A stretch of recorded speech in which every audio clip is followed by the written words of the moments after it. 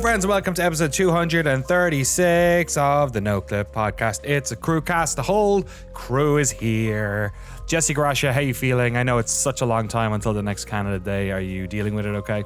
No, it's tough up here. You know, we only have so much to look forward to. It's Canada Day and Christmas, and that's about it. Christmas, famous Canadian. Jesus Christ. Our Lord and Savior. Yeah.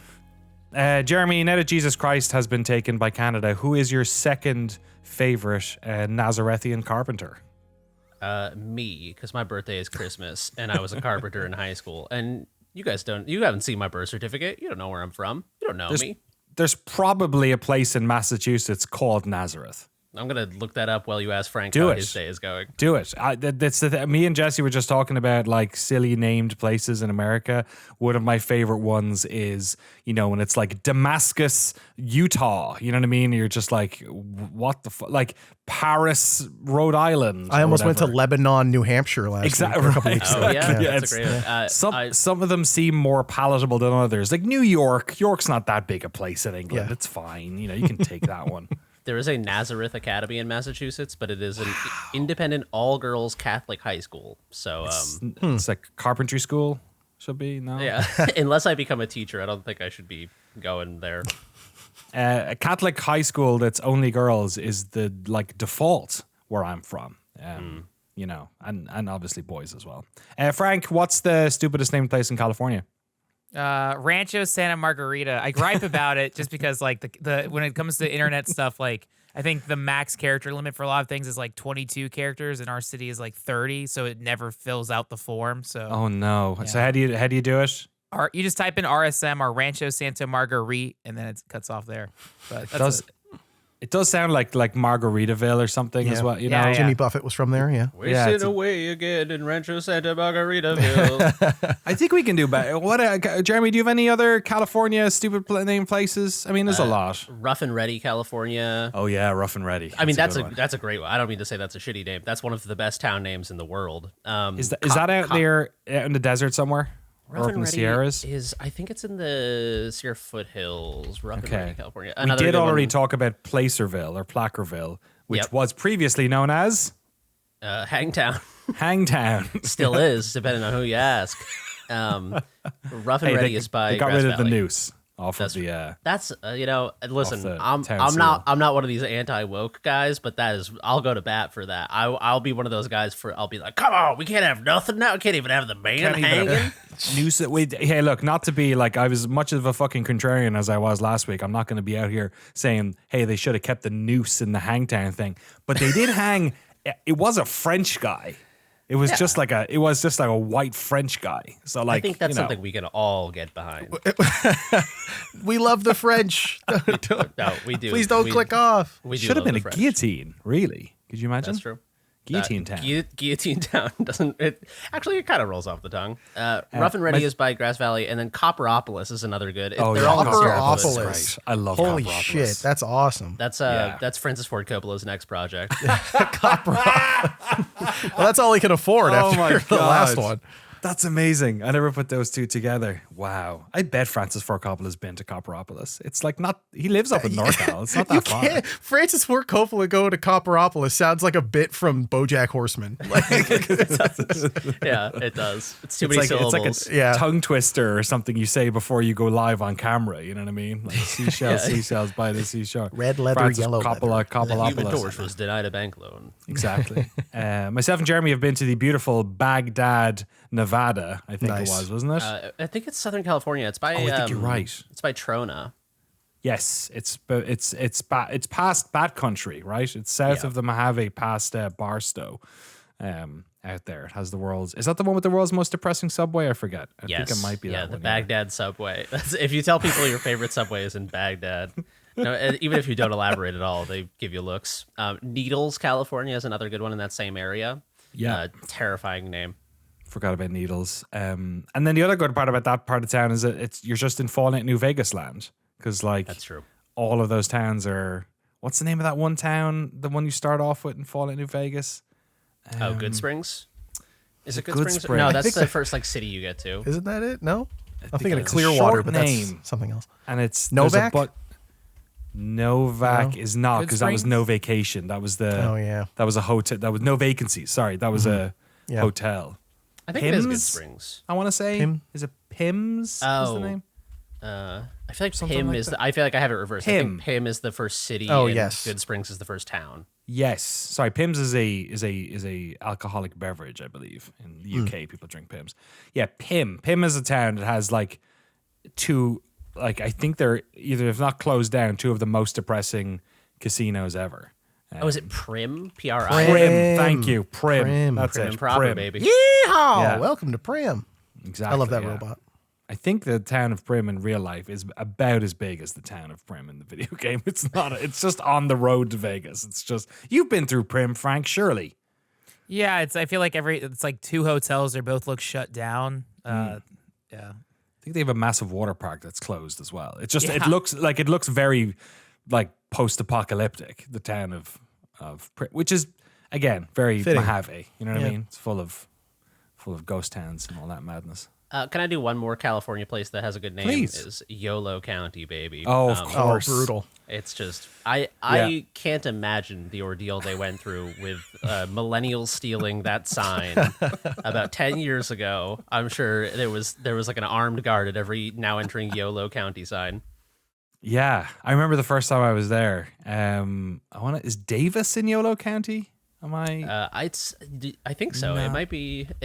Yolo County is definitely en route from the Bay to Davis if it does not contain Davis. Yeah, Yeah, it is there. It is there. Yeah, Davis is. Yolo County is a ridiculous. I'd love to know the reason behind that. It's probably another Native American anglicization or whatever. Yeah. We have a yeah. lot of those in Canada. Like just names that were definitely Aboriginal language. You know, it's a bunch of them overlapping and names getting crossed over. The only funny one I can think of, though, funny name, is there's an area called Crotch Lake, which is great. That is funny. And it's right next to Coxvale, which is Coxvale. Coxvale. It's They knew what fantastic. they were doing. They These knew. are Ballstown down the So- road. I bet or- if you keep looking, there's McDonald's Corner down the street too, and Poland. It's a real fun area. Oh my God, Poland. Yeah. Just a place called Poland. Yeah. I love it. They were just in the New World. They were just making Europe. They were just like, let's Yeah. and presumably the Middle East, if Nazareth and Baghdad are also involved. Just stole a bunch of names. Exactly. I don't know what Ireland, if we have any particularly.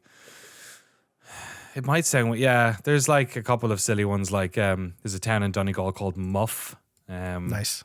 And there was a big joke about there being a divers club up there because it is on the coast. So If there was a Muff Divers Club T-shirt, I would buy it. If it was There must very be. clearly not a joke, like if it was real.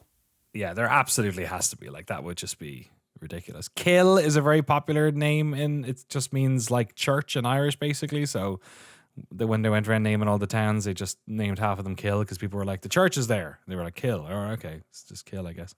There's a place called Gory. Nice. And there was actually a set of murders there a couple of years back, about 10 years ago, which the newspaper headlines wrote themselves. I think there's a town called Bastard Town as well, if I remember correctly. That's where I was born. That's where you're from. Yeah, That's my hometown. There's easy a couple joke. couple of goodies, yeah. Good stuff, man. Naming stuff's hard, It is. you know? Naming a town, naming a YouTube channel, second YouTube, you know? It's hard. Sometimes I wake up and I go, oh, fuck, no, we should call it something else. Maybe we should call our new channel YOLO. YOLO County. I thought you were gonna go with Bastard Town. Bastard Town. Bastard That's no, that's a good name Comtown for like already a exists. podcast. Yeah, That's but it's true. okay. Yeah. You have the equal and opposite, Bastard Town. It's all Bastard good. Town would be a great podcast name Yeah. if Cumtown did not exist. It sounds a bit like the PG-13 version of Yeah, of yeah. Comtown. That's the thing. That's is crazy, It but does yeah. sound we're dialing it back, but like if Yeah. that didn't exist, it would be just like a funny name. Which, in fairness, we would be. We, you know, and That's so true. In terms of our, you know, political perspectives, perhaps we might Yeah, be. What would be the PG-13 version of Chapo then? It would be like The Young Turks. No. Turks. Jesus Christ. Wow. Yeah. Who's a sorry. less intimidating? I'm too deep on this. I can't have opinions. Yeah. Drug Than lord. Chapo. Yeah. It would be like Bernie Sanders' apartment where he sells weed. would Yeah. be Chapo Trap House. Bernie Sanders alleyway or something. Well, yeah. The guy who sells a Yeah. little bit of drugs, but just like a nice. Are we saying the nice- Chapo? Are we, is Epstein Island? We could call it. no? I'm good. How about They're that? dialing it up. That'd be a good one. What was that island actually called? That probably had a different name, right? Little St. James, isn't it? Was that what it was called? I Wow, believe you so. knew that right off the head top, Yeah. Jeremy. Dude, I Jesus. fucking, You wanna- this is you wanna Might be too list? close to this. this is the news story right now. This is the fucking. Not the original name of the island. Well, I don't know no, why it's a but news. Nothing happened, obviously. So. you Yeah, guys there was haven't no done- list. It was never You guys real. never got a little curious about doing fucking a little deep dive on all this bullshit? I got enough Little St. information. James has 1 Google review and it is 1 star. Oh, Wow. Who wrote wrote that one? Donald Bill J. Clinton? Trump. Hey, all right. David Carius, a local guide, 2 years ago. No text. That wasn't- Not anymore. Little They're St. deleting the James. records. That's what it is. Yeah, Little How many St. people live on Little St. James? I don't know. It has a Wikipedia. Shall we do a little? Shall this be the first episode of Bastard Town? I believe we're calling this podcast Epstein Island. Epstein Island's little. It should just be called Little St. James. Little St. James. Yeah, it was owned by American financier and sex offender Jeffrey Epstein. That's a great Okay. fucking Whoa, and sex offender. dual title. Wow. Wow. I think honestly, I think you could probably swap those job titles around. Okay. No, Yeah. come on. The notoriety around one is significantly greater. Yeah, he From had a lot of 98 buildings he owned in New York. That is true. Until his death in 2019. During Epstein's ownership, the island acquired the nickname Epstein Island. That's Okay, pretty there you clever. Yeah, I don't know. It's not that clever. Yeah, no, It's just like Dave's house. yeah. It's just like a rich person's version of Jesse's apartment. I don't know. He doesn't. Hey, whoa, hold on. Sorry, you Don't don't line me up after Epstein Island. All right, settle down. Hey, look. You're what Oh, is dude. Canada if not an island of? All right, let's get out of here. All right. eject. Eject. I'm pulling the switch. Oh dear Lord. Hello everyone. Welcome to a podcast about video games. We're going to talk about some video games today. We're going to talk about Tony Hawk's Pro Skater 3 and 4 again. We're going to talk about Death Stranding 1. Apparently Frank's been playing it now, so the sickness is spreading. Make sure you're watching you're wearing your mask for this one. We're going to talk about The Drifter. I'm glad you got a chance to play that, Jesse. Tower Wizard as well, Cape Hideous, bunch of great games, and we got some emails as well. But first of all, a massive thanks to all of our patrons over at patreon.com/noclip. Thank you for supporting all of our madness. We do have some Noclip Doc stuff coming out very soon. We had some early access fun over the weekend with our Battlefield 3 single player campaign mini doc thing, which people have been enjoying. Jeremy and myself put that together, so it's been cool to get that out. Both of us big Battlefield fans, so it was fun to sit down with David Goldfarb and talk about that. A little bit of a bonus one because we didn't really talk about it too much. I'll talk more housekeeping at the end. But of course, massive thanks to all of our Battle Pass holders. Truly, they are the first person we would invite to Noclip Island to play video games. And that's maybe do some very light drugs, but nothing you're gonna be addicted to by the time you get home. So please come on board.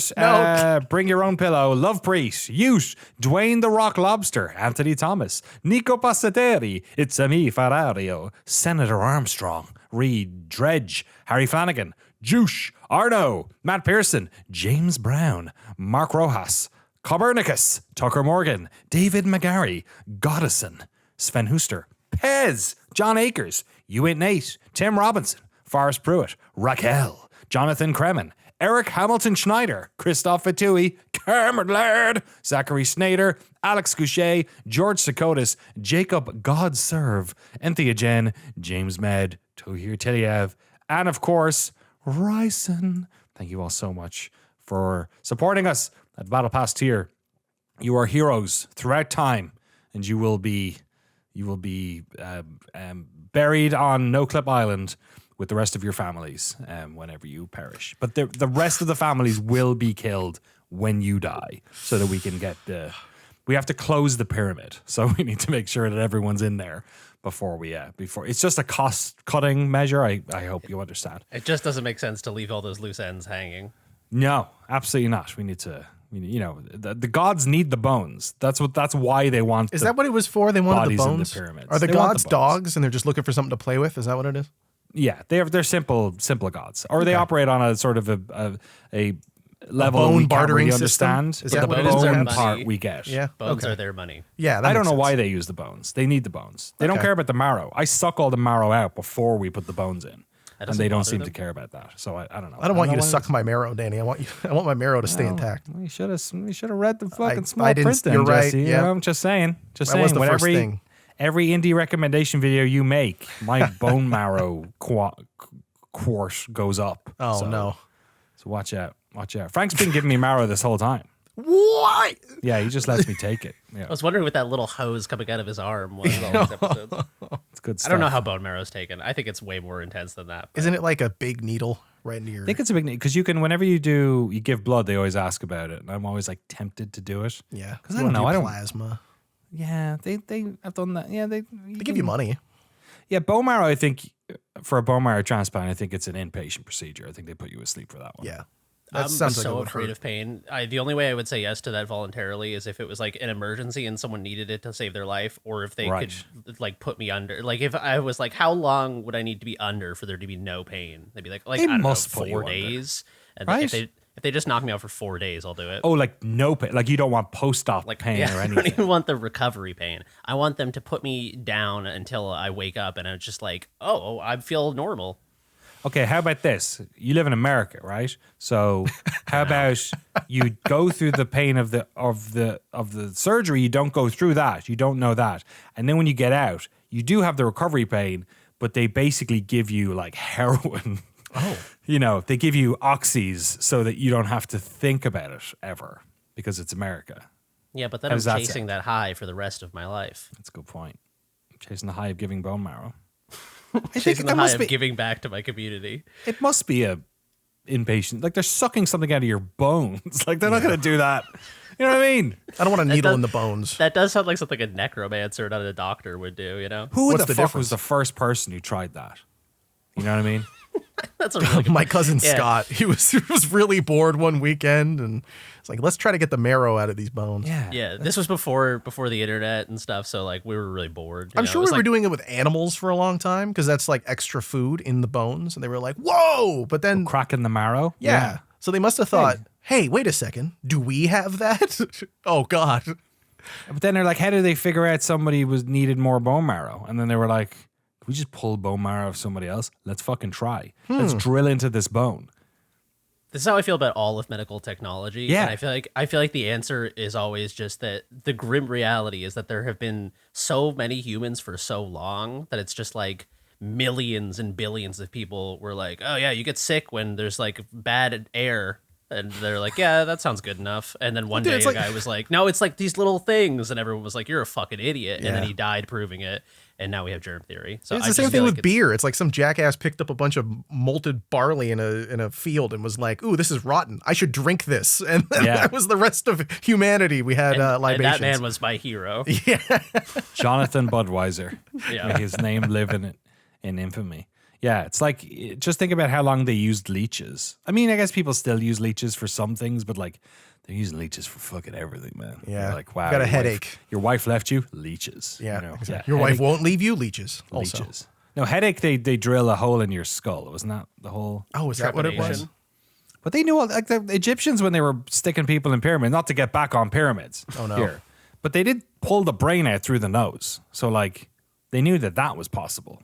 That's true. That was like my favorite fun fact as a child. Is I would tell that to, like, I was a precocious child who liked to learn about things that were outside of school. Like, just get a book on Egypt and read it, and then Nice. tell people about the brain coming out through the nose. Like, you know, you're at the doctor and you're 5 years old, and they're like, how's school going? And I'm like, good. Did you know that the Egyptians removed the brain through the nose with a big hook? Do you know how they did it, though? This is the gross part that I didn't realize until, I think, recently enough. Is that, like, because in my head, I was like, oh, they just, like, hooked it and pulled it out in one go. No, they stick a rod up there and like scramble that shit. Oh, basically, no. yeah, They and made like ba- brain jam and just scoop it out. Yeah, and then it basically like falls out, and they like drag it out, like they're trying to get the last bit of like Nutella out of the jar, like they're. This truly is the first episode of Bastard Town. Yeah, honestly. This is a raunchy Noclip podcast. Noclip Island. Noclip's Jeffrey Epstein Island. Which game should we talk about first? Let's not talk about Tony Hawk's first, should we? Let's get it out of the way. Frank, you played a lot of Tony Hawk's Pro Skater 3 and 4? Yeah, I haven't. Took a lot of convincing. I haven't like fit. So when you beat Tony Hawk 3 and 4, after it unlocks like pro challenges, I remember we did our quick look and I was like, there's no combo goes. What the hell? There's like a third list of tiers and challenges to unlock. So I'm about to get to that. Right. But even playing Tony Hawk 4, I'm like more and more like annoyed at that they call it the 4 remake because half the levels aren't Tony Hawk 4 levels. They're the new levels. The new levels are good though. The pinball level is really fun. There's the water park level, but it's like, I don't know. I feel like we were still, I know it's such a moot complaining point at this point, but it's like, I don't know. I'm still annoyed that like, it's not the core thing, but the fact that there's all these extra challenges and stuff, the thing that is impressive too is the achievement list for this game is way more like technical, and like if you're a hardcore Tony Hawk fan, there's like a lot of challenging achievements to do everything. So it is like an impressive like task list. But my first like run through is like I'm getting through this pretty quick, and then I realized like, oh, I'm about to unlock the pro challenges, so I'm excited to see all that. But I think that's why they did that, because I think they realized people complete these games way faster. And also last time around, we talked about this, I think, in the quick look. I'm pretty sure that the completion challenges for both games were locked to the players, whereas I think now it's universal. Whereas I'm pretty sure if you went back, you're like, oh, I'll pick up, I'll be Muska now. Or Andrew Reynolds, and then it reset. I'm pretty sure it reset the progress on the games, so it was locked. But that's not the case anymore. So yeah, I saw the pro challenges after we did the quick look, and I was like, oh, that's why some of that stuff is there. The one thing I really like the pinball level. I think that's really cool. The water park level I love as well. I think that's got some super smart stuff. Where the secret tape was in that, I thought was really cool. Where's this SpongeBob thing? That I don't know. I've seen people complain about like it's just like 2 half pipes at the bottom of the ocean. Like it's a very like I don't know how It's you not a actually whole unlock level. it. It's just like a little portal area you go to. I think you jump off the Jolly Roger or something, right? I don't know off anything about Tony Hawk Pro Skater. Jump off the front of a ship in a ship level. I saw this and someone was streaming. Oh, is it in the the Skater Island competition. Skater Tony Island Hawk 3. place? It must be.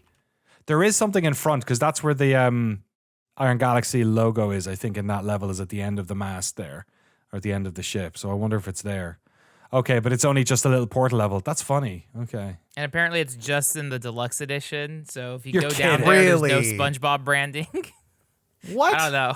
You have Wait, to pay what? more money for the corporate tie-in. Whoa. So wait, the area is in the game Wait, yeah, of the what? normal one, but the branding isn't? That's what. So if you go, it's just not Bikini Bottom themed, but it's still there. Yeah. That's What? That's Video Games Chronicle. If players visit the SpongeBob themed area without the deluxe edition installed, the SpongeBob references will be missing, instead leaving a largely empty pirate ship. What? I don't. The That hell? is so bizarre. I can't tell if I'm getting gypped by that or not. Like, I don't care about SpongeBob really. So like, why am I getting? You're getting It's the principle of the situation, all right? It's just such Yeah. a bizarre like why even have Yeah. it at all? Like it seems very it's so strange. bizarre to go through all that mileage to like include this extra like IP. It's like and then, if there was horse armor in Oblivion, but then the Monster Energy themed horse armor cost $5. Yeah. Very strange. Exactly. Hey man, we love that Monster Energy drink. It's the main is true. drink that we have on Noclip Epstein Island. Stop. I played some multiplayer as well. I was surprised how bad everyone was. Maybe it was like just the games I was playing, or maybe they put me in a lobby with a bunch of noobs or whatever. But like there was like top combo scores and top whatevers, and I was like doubling everyone easy. They were all getting like 60,000, and I was getting 150,000 and then early, and then not caring, and then just waiting until the match ended. Have you played much stuff online? I haven't touched the online yet, but my friend who played said like, yeah, it's also popular with a lot of like Game Pass users, like people downloading like, what's this? And then just having never played a Tony Hawk game in their life. That's the other thing Got too, it. is like, I feel like we take for granted our Tony Hawk abilities, where it was like, there hasn't been a Tony Hawk game in like 20 years. I mean, they did like the 1 and 2 remake, but I don't know. I feel like it's like we were so used to every single year a new Tony Hawk game coming out. So it was just our skills were sharpened. And now that's it's a lost art. Although again, genuinely props to Iron Galaxy and Vicarious Visions for keeping it going, because it's like these remakes are really good. Yeah. But it's people forgot. I don't know. Or people I've also turned the music off and I just play whatever I want on Spotify now. Damn. I was That bad, eh? It's just like there's not enough good stuff on there, and the new stuff's not interesting to me. So I do like when the Doom soundtrack kicks in. I have like all the Mick turned it Gordon off tracks. so I like fast. it. I like it. I'm like, It's out okay, of I'm place into it. though, right? It's like, I guess that's Danny. it's is so tonally different because it's like all the songs that are in Tony Hawk's are like largely ones that are kind of wrap it up in 2 minutes, and they're all like pretty, for the most part, like pretty high tempo and kind of like happy and whatever, and then fucking it's like this, Just kicks in. I saw love they that have, music, but it they just have doesn't. Collard Greens on there now. The Schoolboy Q song with Kendrick. Okay. I'm That's a looking good at the one. track list right now. They have Kick Push on there, Jeremy. Can you check? Jamie, can you pull that up for me? There's a, Jesus Christ. there's a lot of it's a long list. I don't know. Oh, they And do. it's- I just pulled it up myself. Yeah. Okay. Lupe Fiasco, Kick Push. Thank there you, you go. Jamie. Yes. Yeah. I'm my own Jamie today. Yeah, You're the that's Jamie great. now. I hate Yeah, so I don't know. It's like if there was a couple more songs that might tip me over, but I ended up putting on a bunch of bands that I liked from the first game. What was that band who released that song, Sedona? That was a good one. That was a new song that was on the Junk Bunny. They're all right. They put out a new album last year. It's good stuff. Yeah, fair enough. I think we've said our piece about Tony Hawk's Pro Skater 3 and 4, right? Really, we both really like it. It's great fun. 4 definitely feels like an unfortunate half measure that is pragmatically, I get it, but it's a little bit like unfortunate maybe. No pun intended. Anything else to say about it, Frank? It was weird where it was like the zoo level is just, I was just there for like 2 minutes and that's it. Like you got all the stat points, you get the gold medals and that's it. And it's like, man, I feel like in Tony Hawk 4 you spent so much time at the and same thing with the Kona Park, like the competition levels, like those, like I don't know, but in the Tony Hawk 4 you would spend the whole day getting all the goals there, and here it's just like, I mean, the map is there, but yeah, the experience is so quick compared to what 4 meant to me. So I don't know. That's why I'm still eager to like finish all the goals and then do the pro challenges and see how it takes my time with it. But it's also still better than not having it at all. And then it is also funny seeing Taco Bell branding every level. So yeah, I'm happy to exist. And I'll keep playing it. And I'm interested to see like the achievement list, because it seems like I'm almost done with it and I only have like maybe 100 out of 1,000 achievements. So really, yeah. Yeah, I guess I hadn't considered at the Kona level, for instance, because they had to make a bunch of the regular levels the competition levels. So they stripped. So the Kona level just had all that stuff stripped out. Like it's not even like it just has the 10 regular objectives. It actually has no objectives now. Yeah, it's just get the goal, but and like that you can do one. For me, it's like I do one combo and I beat the whole level. It's like oh, shit. totally. Like, yeah. It's like what Each the of those. like you just move past, and it's like like I don't know. It's so bizarre that it, skip the third run. Yeah, Just yeah. Get like 95 you hit, or above and on then you both. hit end competition, and then in competition and then to win. Yeah. I think it's just we need space to mourn all the goals of Tony Hawk 4, like exactly. or yeah. Do they have the Taco Bell sound effect if there's official Taco Bell branding in it? Oh, dude, can you play as the dog? No, yeah. Oh okay, no. man, that'd be awesome. No, I would think be I don't know if it's every level, but yeah, there's just Taco Bell, the storefronts, which were always generic in the original, but here's an actual Taco Bell, and I think College level has one for sure. there's They took out the porn shop as well in that one, didn't they? yeah, in Los come on, Angeles, man. LA had a porn theater. I feel like, and with Neversoft's humor, everything was like XXX, whatever. But yeah, there is a Tony Hawk meal, and I think if you get it at Taco Bell, you get like a redeemable code. You get like a Taco Bell hoodie in game, which isn't bad. I'm down to check it out. There's so much brand synergy in Tony Hawk's Pro Skater 3 and 4. Right. It's awesome. Well, even like the original had like Jeep and Nokia billboard ads on Hell in yeah. Canada. So it's like, and like that was a big part of Tony Hawk is getting the skaters, the licenses, the decks, all that stuff. So Yeah. So spilling it out to I don't know. Taco Bell is cool. I don't know. Taco Bell's a respected brand. I don't mind that. Yeah, you can't dress the skaters in. You can't change the clothes on the skaters though. I don't think. Right? So Really? I can't get you can on your custom skaters, but I can't on Like Dave Mira. I don't know. Yeah, or Dave. Wrong sport, but you were close. But like if Bam Margera Bam Margera. was in a Taco Bell hoodie, that'd be pretty cool. But you can't do that. I made a real messed up custom skater who's wearing all clothes made out of like what do you call what do you guys call them here? Like jelly babies, like gummy bears. What do you call them? Like gummy bears. Gummy bears. Yeah, we have jelly babies in Ireland, which are kind of like those. They're a little softer and they're also little look like little people. But yeah, there's like I have a gummy deck, a gummy wheels, gummy trucks, wearing gummy pants, gummy shoes, gummy hoodie. So I just look like a total freak. It's good stuff. Yeah, I call them Gum Lord. Nice. So yeah, pretty happy with that. Gumtown. Yeah, damn it. I left it there. You picked it up. You dunked it. I picked up your used gum. Oh Jesus! This is. I'm Just really gum. sorry. If this is your first version of this It's not that podcast, I'm so sorry. I don't know I what's did not. happening to That us. was- What is that gross was- about gum? It's okay. Must be a full moon tonight or something. We're When we're people acting eat like gum real and they dirtbags. stick it under a table and leave Oh, it my behind. Lord. I was Still has some flavor. Jeremy picks it up and takes it from I'm just talking about gum. Speaking of things that are disgusting, let's move on to your game, Jeremy. Cape Hideous. Dear Lord. I have looked this up on Steam. It came out just the tail end of last year. This looks fantastically strange. Please explain the gameplay and visuals of Cape Hideous. Yeah. So this is a game that has been on my radar since the end of last year. I heard a lot of people whose opinions on obscure and weird and sort of out there games that I respect were all kind of praising this game, and I didn't really know anything about it going into it, which is probably ideal. So I won't describe too much other than sort of like what the game is and what it plays like. You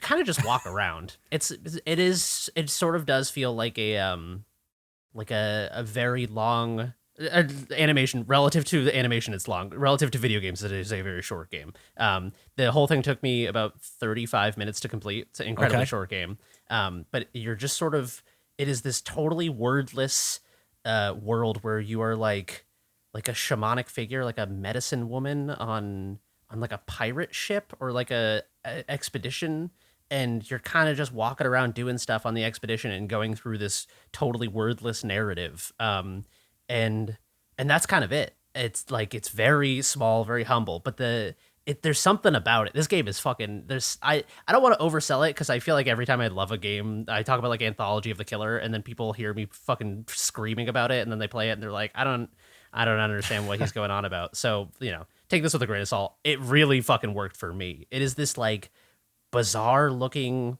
sort of MS Paint looking, like It's like really good MS Paint though. You know what I mean? it's like the best MS Paint animation you've ever seen. It has sort of a Heda Uma quality to it, where it's like if you saw a still of it, you'd be like, I don't know. I feel like people's impulse is to be like, oh, it looks bad. I actually think it looks fucking awesome. So yeah, but it definitely is like grainy and textured and kind of all over the place, but in a way that's very sort of unrestrained or like unrefined. It feels very raw and authentic, which is kind of like, I don't know, it's refreshing. I feel like it's a good counterpoint to games that are so polished but kind of lack soul. This is like so weird and wild but so imaginative and surreal. And yeah, I don't know, there's something about it that's kind of an intangible quality that I was trying to put words to last night. It has this feeling of sometimes you encounter a piece of fiction and the world feels so alien and yet so considered by the creator of it that you're like, holy shit, like I'm just like immersed in this person's vision and I have no idea what the fuck this is. I have no idea what's coming next, but like I bought the ticket and I want to take this ride. And that's kind of how I've used this phrase in the podcast before, but there's a screenwriting book that refers to this as swimming in holy water, when a writer like knows their world so well that like you could ask them any question about it and they'd be like, you're like, what's that? And they're like, oh yeah, no, that's the magic thing. Like, I know exactly what that is. That's how I feel playing this game, is that this creator knows exactly what this world is and isn't overly concerned with letting you know. They're kind of just like letting you experience it. I think this comes up a lot in like these, because I guess just looking at the screenshots and the short bits of video they have on their Steam page, is that it's not unlike an adventure game in some respected look, just in terms of the perspective, I mean, my brain immediately went Monkey Island when I saw the ship, but like, it's a lot of like character walking across the screen, type stuff. And this probably will come up when Jesse talks about the Drifter as well. But I think this is like, if you want to explain to people why, you know, AI generated stuff feels soulless, is remind them of a game they played where clearly everything was hand drawn. And what that feels like and how real that feels. Because like large open worlds have existed for a long time, and a lot of them, you know, going all the way back to Daggerfall, right? Like Daggerfall is a largely procedural world made up of textures, models of houses, Like there's a certain amount of authorship in games, you know, and then there's a certain amount of stuff that's generated out of the assets that are available. But when you play a game like Monkey Island, it's like every frame's a painting, right? It's like it's this, you can feel the brushstroke. Like if you're looking at a painting, you know that the artist's hand touched every single pixel in this game. And that does make a difference, because you realize then that everything's intentional, and you see something in the background, and it's not just you know, in like Horizon Zero Dawn, if I look through the window in a house, I'm just seeing what's outside the building. But if I'm in like a game like this or an adventure game, and you walk past the window and you notice something, you know that it was put there for, you know, and it just so totally changes your relationship with the piece of media. I feel like when you have that trust in the creator, you know that everything is intentional. And it's funny because like looking at the video of this, I've not played it obviously. I'm looking at it and going, oh yeah, like why'd they put a basket of eggs up on top of that box? Like clearly to communicate something about, you know, something on the ship, you know. And I think that does give you so much. You know, we don't have a word for it. Maybe the Germans do, but you know what I mean? I'm, you know, maybe some art history major could explain it, but like I feel like that there's such a really important quality when you have that trust in the creator. Yeah, that's a good point. That because it's all hand drawn and hand animated, that like everything, it's part of that like swimming in holy water feeling, is that like everything is so curated that like there's no, oh, I'll build a 3D world and then you might have like an arbitrary angle of it. Everything is like so rigidly defined that you were having the experience that was hand drawn by this person. And I feel like that's why I don't care that this game is short, is because I felt like I was 20 minutes into it and I was exhausted thinking about the amount of hand-drawn animation that went into this. You know what I mean? Like, it's just fucking, it takes a long time to draw all this shit and to animate it. And there's so many like people walking around on this boat. Like a dude will come up to you and he's just like smoking a pipe and it'll cut to a close-up of his face and he doesn't say a word, but you're like, this dude means fucking business. And then he'll like smoke his pipe and walk away and it doesn't say anything. And you're just like, I feel like that like communicated emotionally to me more than any dialogue ever could have.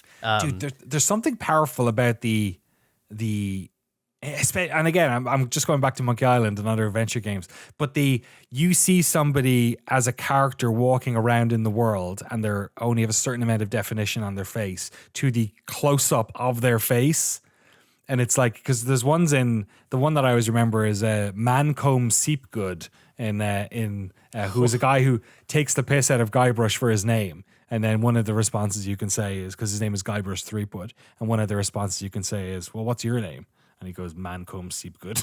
It's like fucking let he with the, you know, people in glass houses or whatever. But like his face, like all those faces are just so, like there's something so powerful about that transition that, again, we don't get anymore in high resolution games because they're trying to crush the difference between the big detailed model and the one that's in the open world or whatever, you know? Yeah, that's one of my favorite things about sort of like early like PS1 era games and games that were contemporaneous on the PC, is that when you play like Final Fantasy VII, there's the cloud strife that you see on the sort of like overworld. There's the cloud strife you see in sort of like instanced pre-rendered background locations. There's the cloud strife you see that's like way more detailed on the battle screen, and then there's the fully rendered CG cutscenes with like the crazy looking cloud strife. And having those different levels of fidelity, it really feels like, or like character portraits even in like Metal Gear games. Solid I was thinking of. Yeah, totally. The detail that you saw on Snake's face, and then compare it to what he looked, you know, it's like 5 polygons per head, you know? Yeah, It looks so 'cause different. You in really the do like game. project those when you see those more detailed portraits. At least the way my brain works is I see that sort of subconsciously when I see the the lower fidelity version of those characters. It fleshes out your imagination of them.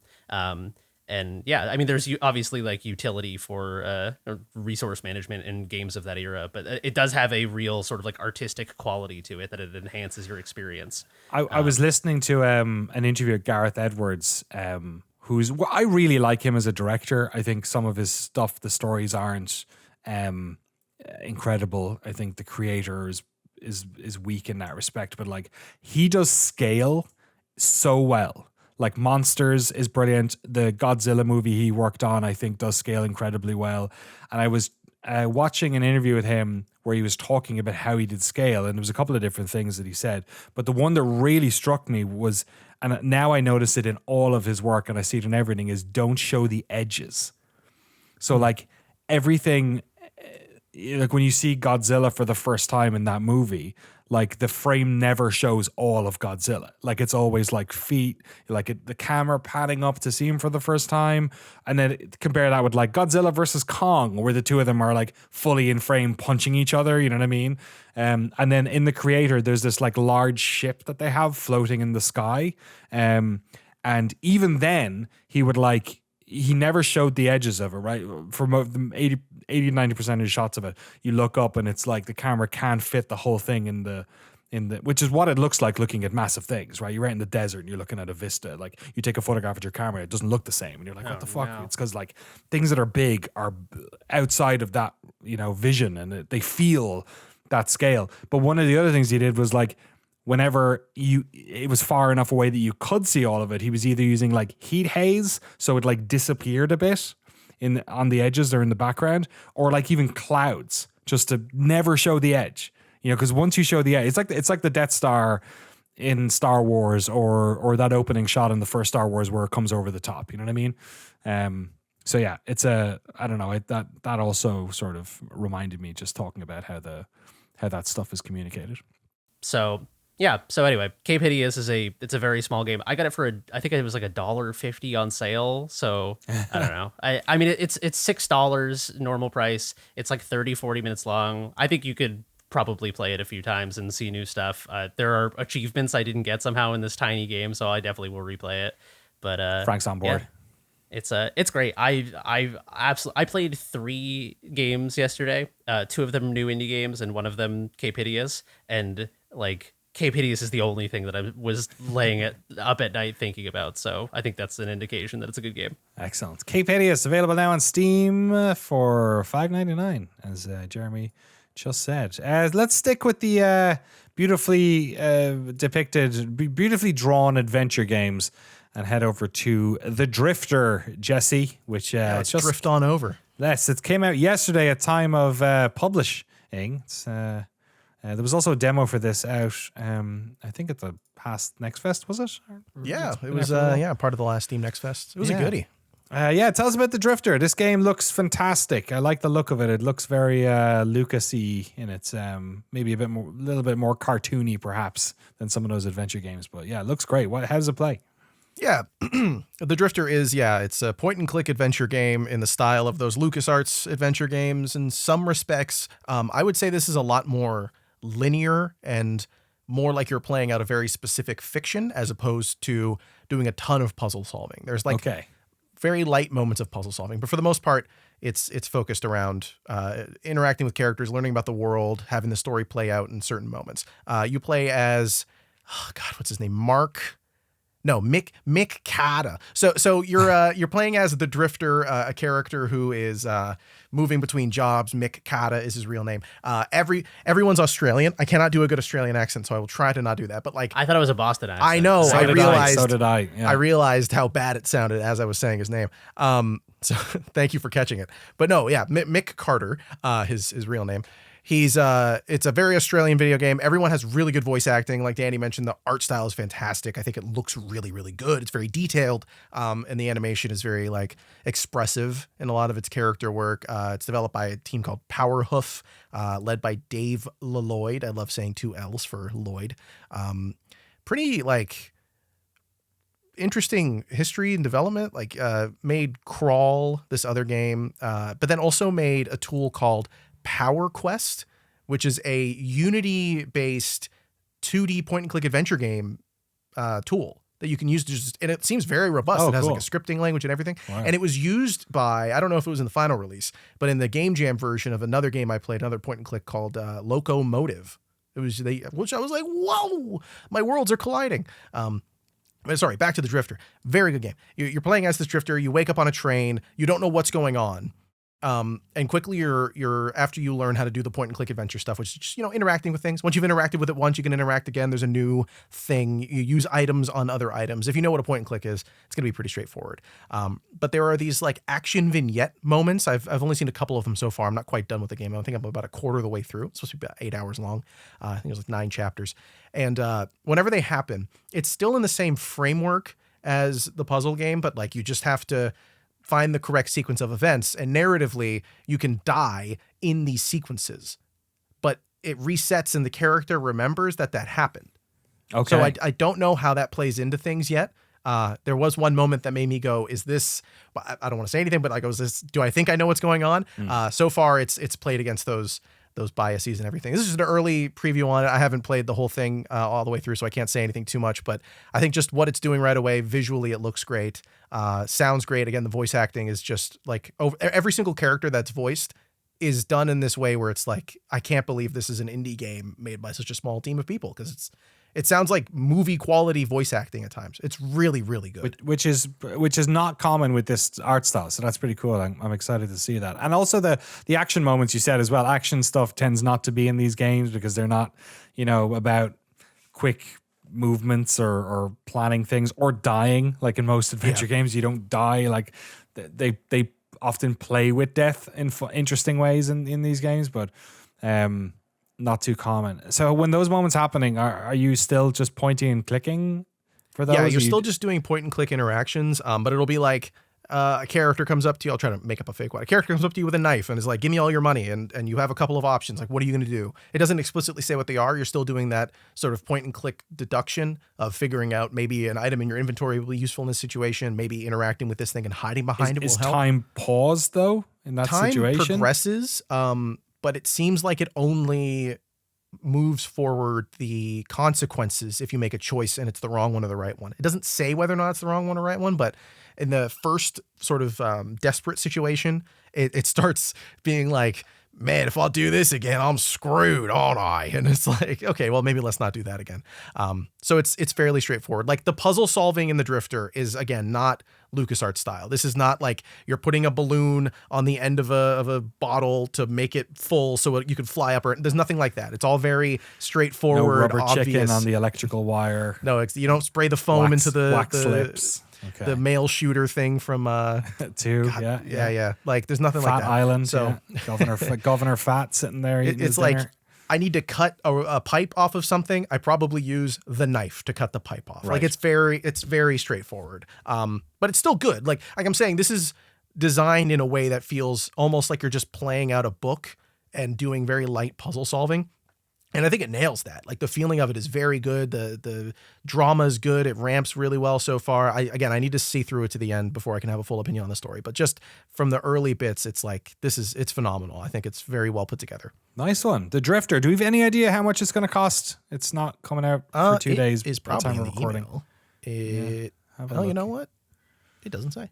Doesn't say. All right. Well, it's available for something over on Steam. I do have a golden idol shaped hole in my world, but also there is some new DLC that's been dropping. Yeah, another one I think dropped today. I think you're right. I think just today the second one dropped. The Age of Restraint. So there's 2 of them now. I need to go back and play. God damn, those games are fun. Thanks for getting me on those, Jesse. Big fan of the Golden Idols games now. Let's stay with you for Tower Wizard as well. This came out last month, overwhelmingly positive on Steam, almost 4,000 reviews. This looks interesting. What, $3? What is this thing? Are you building? This was the game I wanted to talk about more deeply. I should have put that in the notes. That okay. The Drifter was the preview one. I put it first. That was a mistake. I was like, oh, this little rinky-dink $3 game. All right, let's see what's going on. Some stupid little thing. This is the worst game I've ever played. No, What? it's like this is a painful video game because it's cookie clicker. Danny, it's cookie clicker. Okay. It's an incremental game, but it's weird. It's an incremental game that's designed to be played like an actual video game. So like, you know when you play those games and there are brief windows of time where you sort of have to just let it play? Like Tower Wizard Long is structured. windows, I'd call them. True, exactly. Like overnight. Like Sorry, a day. Planet Yeah, Earth. exactly. Yeah, so I can't go to work. I have to watch the cookies count up. You know what I mean? Tower Wizard, you start off as a wizard who's trying to build a tower. Great name. And you click on this orb, and eventually you get enough energy so you can build the tower higher. And the number gets, it's one of those games. But eventually you reach this point where it looks like the progress is impossible. Like you can't move forward, and there's a prestige system, I think, which is something in like Cookie Clicker. Eventually, once you reach the very, very end, it's like restart and do it all over again. But here, doing it lets you pick a couple of different upgrades that you can use to make it the beginning of the game easier. And I thought, oh, it'll be like a little tiny increment and it won't really matter much. No, like when you prestige, if you have enough points, it's like the beginning of the game. If you spent an hour doing it, it takes like 5 seconds. It's crazy. Oh, that's funny. Like Yeah. it's very worth doing most of the time. I finished the game. I got all of the achievements. I think it took me like 10 hours, which is, you know, sounds almost like, oh, cool. It's like an incremental game. No, it's still an incremental game. Like this isn't doing anything different. when you were it's saying just bars going up. When you were saying 10 hours, how much of that 10 hours were you playing? Exactly. It's just, I just sat there. Like I sometimes, so when I'm editing podcasts or when I'm reviewing them or whatever, I'll have something open on the other screen so I can keep myself from scratching my eyeballs out of my head. So I go do something else to relieve my brain.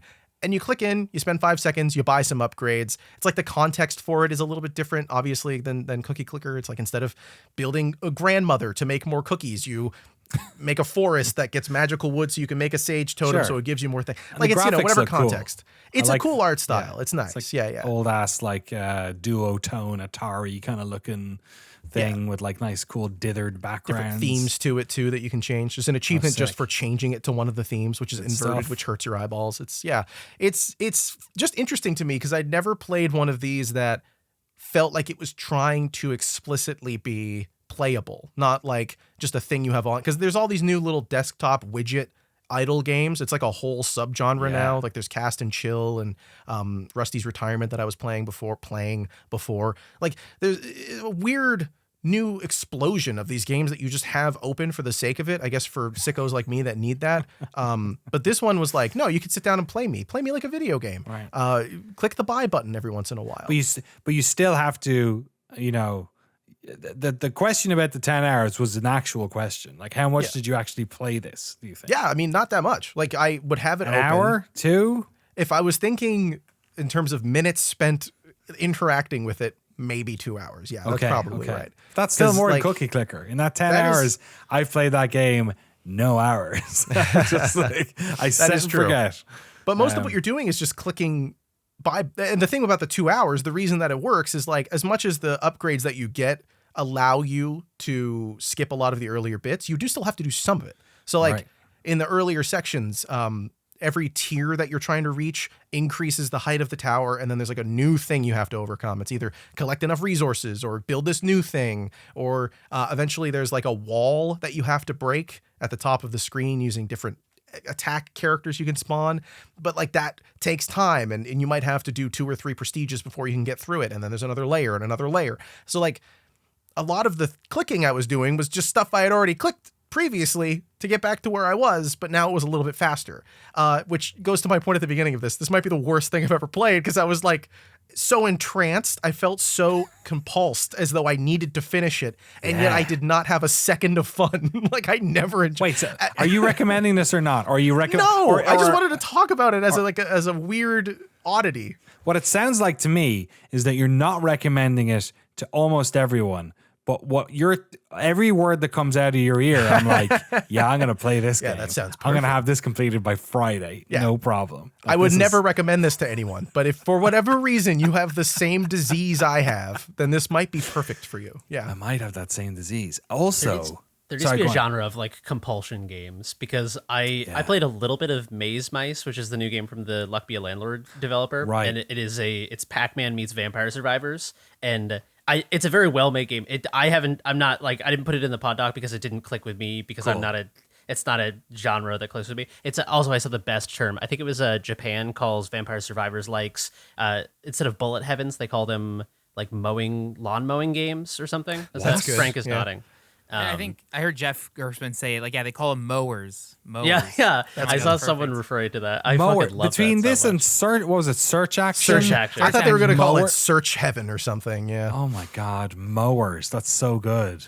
But it similarly, I could see when I was playing Maze Mice that even though it didn't grab me, I was like, this is one of those games that if it did grab you, you're just like fucking just going. Like Vampire Survivors kind of, I've had a few hours where it was just like, I'll just do another. It like compels you. It's like a warlock puts a spell on you. It's like even when I wasn't like enjoying Vampire Survivors towards the end, I was like, I'll just do another one. I was like, why am I smoking the cigarette still? Exactly. That's totally what it was. I think Jacob Geller skeeted about that, about Uma Musume being like, I can't believe they made Oh my god, yes. a Yeah, horse yeah. racing gotcha game. That's like if they made a cigarette themed Slot machine. he slot said. machine. Yeah. Oh, that's funny.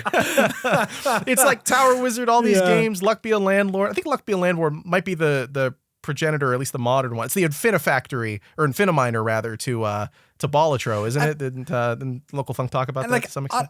Honestly, like I love talking about this because I think what it does is that like it rubs up against this really uncomfortable reality about kind of most game design is that Yep.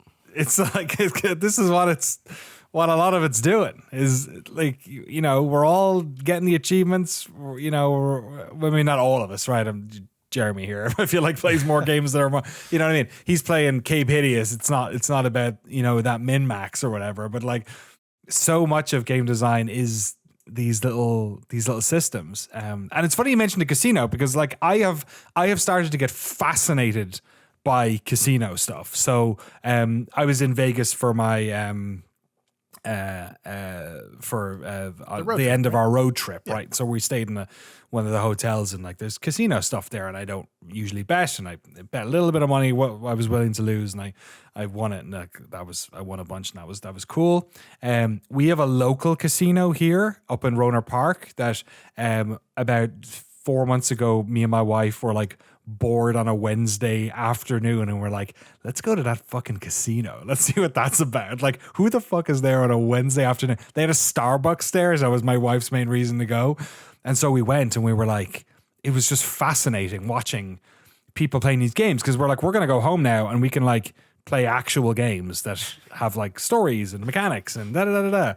But these people are like, Yeah, but does it make you happy? You know what I mean? yeah, like there's something going on. So I've been like listening to podcasts and reading stuff and I'm watching YouTube videos about like kind of everything from slot machines to card games and the odds like and stuff like that. Like I've been watching a lot of blackjack videos about how odds are calculated and how people win and outside of card counting and I've been watching card counting videos too.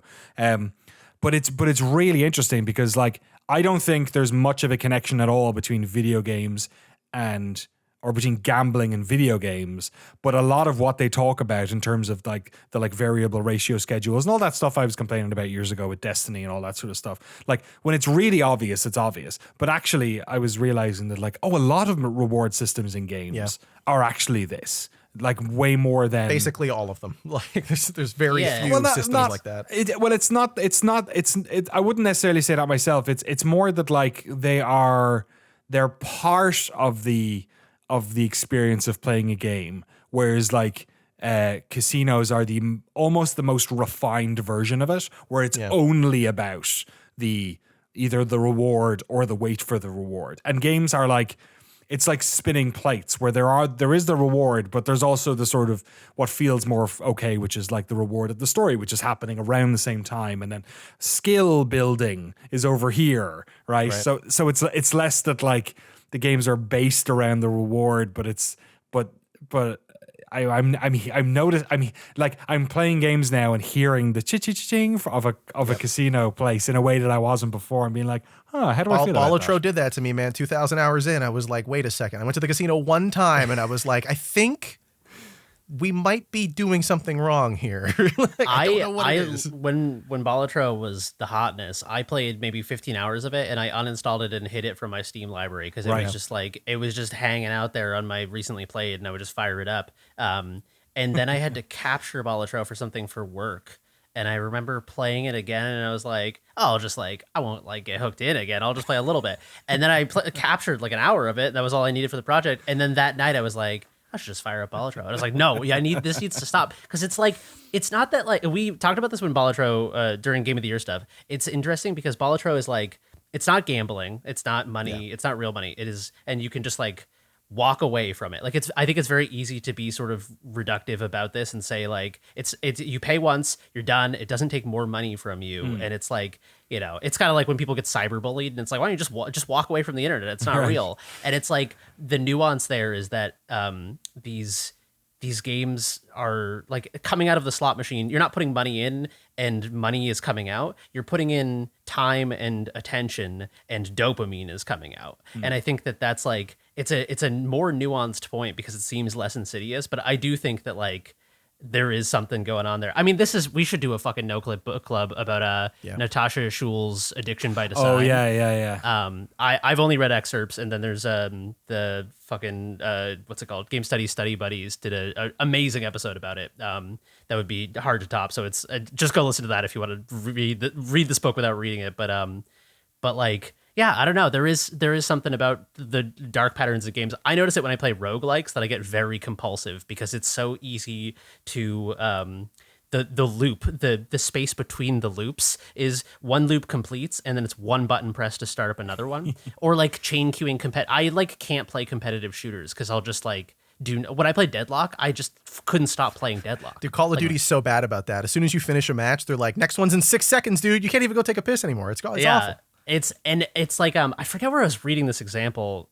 Someone was talking about the like dark patterns in games, and they were talking about playing chess and how chess, because you have to wipe the board and reset the pieces, there's a built-in buffering period. That's fine. Where you lose a game of chess and you're like, fuck that, like let's go again, and you're like in the heat of the moment. But then by the time you put the pieces back on the board, you're like, actually, like I don't really want to play. Chess sucks. Do you want to go do anything else? It's tidy now, Yeah. Let's not ruin it with more competition. But anyway, no, it is interesting. I think that that games do play into a lot of these sort of like compulsion driving behavioral engineering sort of things, like dark patterns that maybe seem less insidious than like a dark pattern where it's like, oh, you can't like cancel Sports Illustrated unless you like the button to cancel isn't on the website for Comcast or whatever.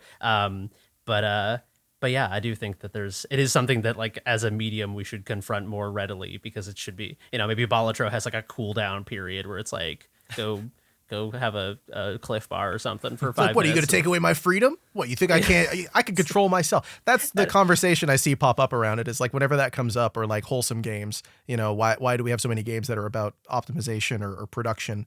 It ends up being, well, I'm having fun with it. And I'm like, that's perfectly fine. If it makes you happy and you want to have fun with it, it's not hurting you, I assume, I hope. I mean, if it is, I hope you know how to get away from that. But that's the personal thing I end up having is like, I can feel the Grim Reaper on my shoulder when I'm playing these games and just waiting for the bar to hit. That's the thing. It's like nobody plays games for like any other. I mean, largely we play games for entertainment, right? Yeah. And also, like any art, there can be aspects that are not part of the entertainment.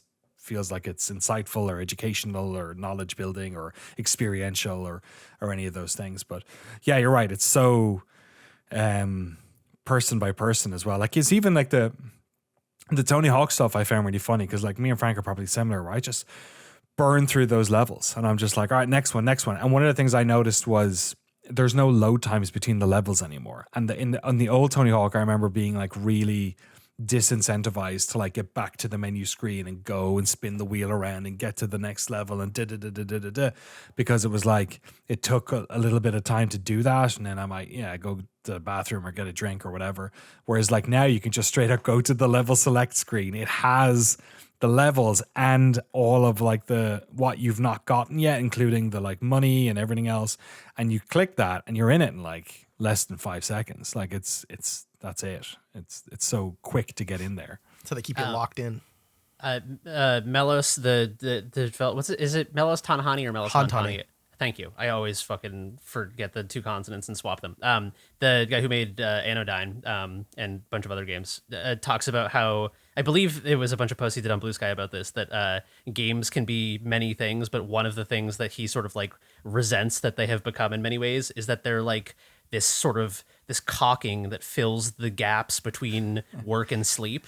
And it's like the more frictionless the game, the more effective the like caulking mechanism, the more it fills the gap. And so it's like, sometimes games that are like less compulsive, but more like rewarding or artistic or challenging or beautiful or whatever the fuck they might be other than frictionless is like, it may be less of a like, oh, I'm so tired from work and I just want to like do this. But there are things that like you'll think about or that like give you, like Cape Hideous. Like I wasn't playing Cape Hideous going like, I gotta run this back. Like, let's play it again. I just like was laying in bed thinking about it. And I was like, that was so fucking like evocative and weird. And it's like, yeah, I think that is something that, obviously it gets weird with games because like you said, games are sort of like the spectrum between entertainment and art is very blurry and some things are both and whatever. Some games are toys and some games are cinema and whatever.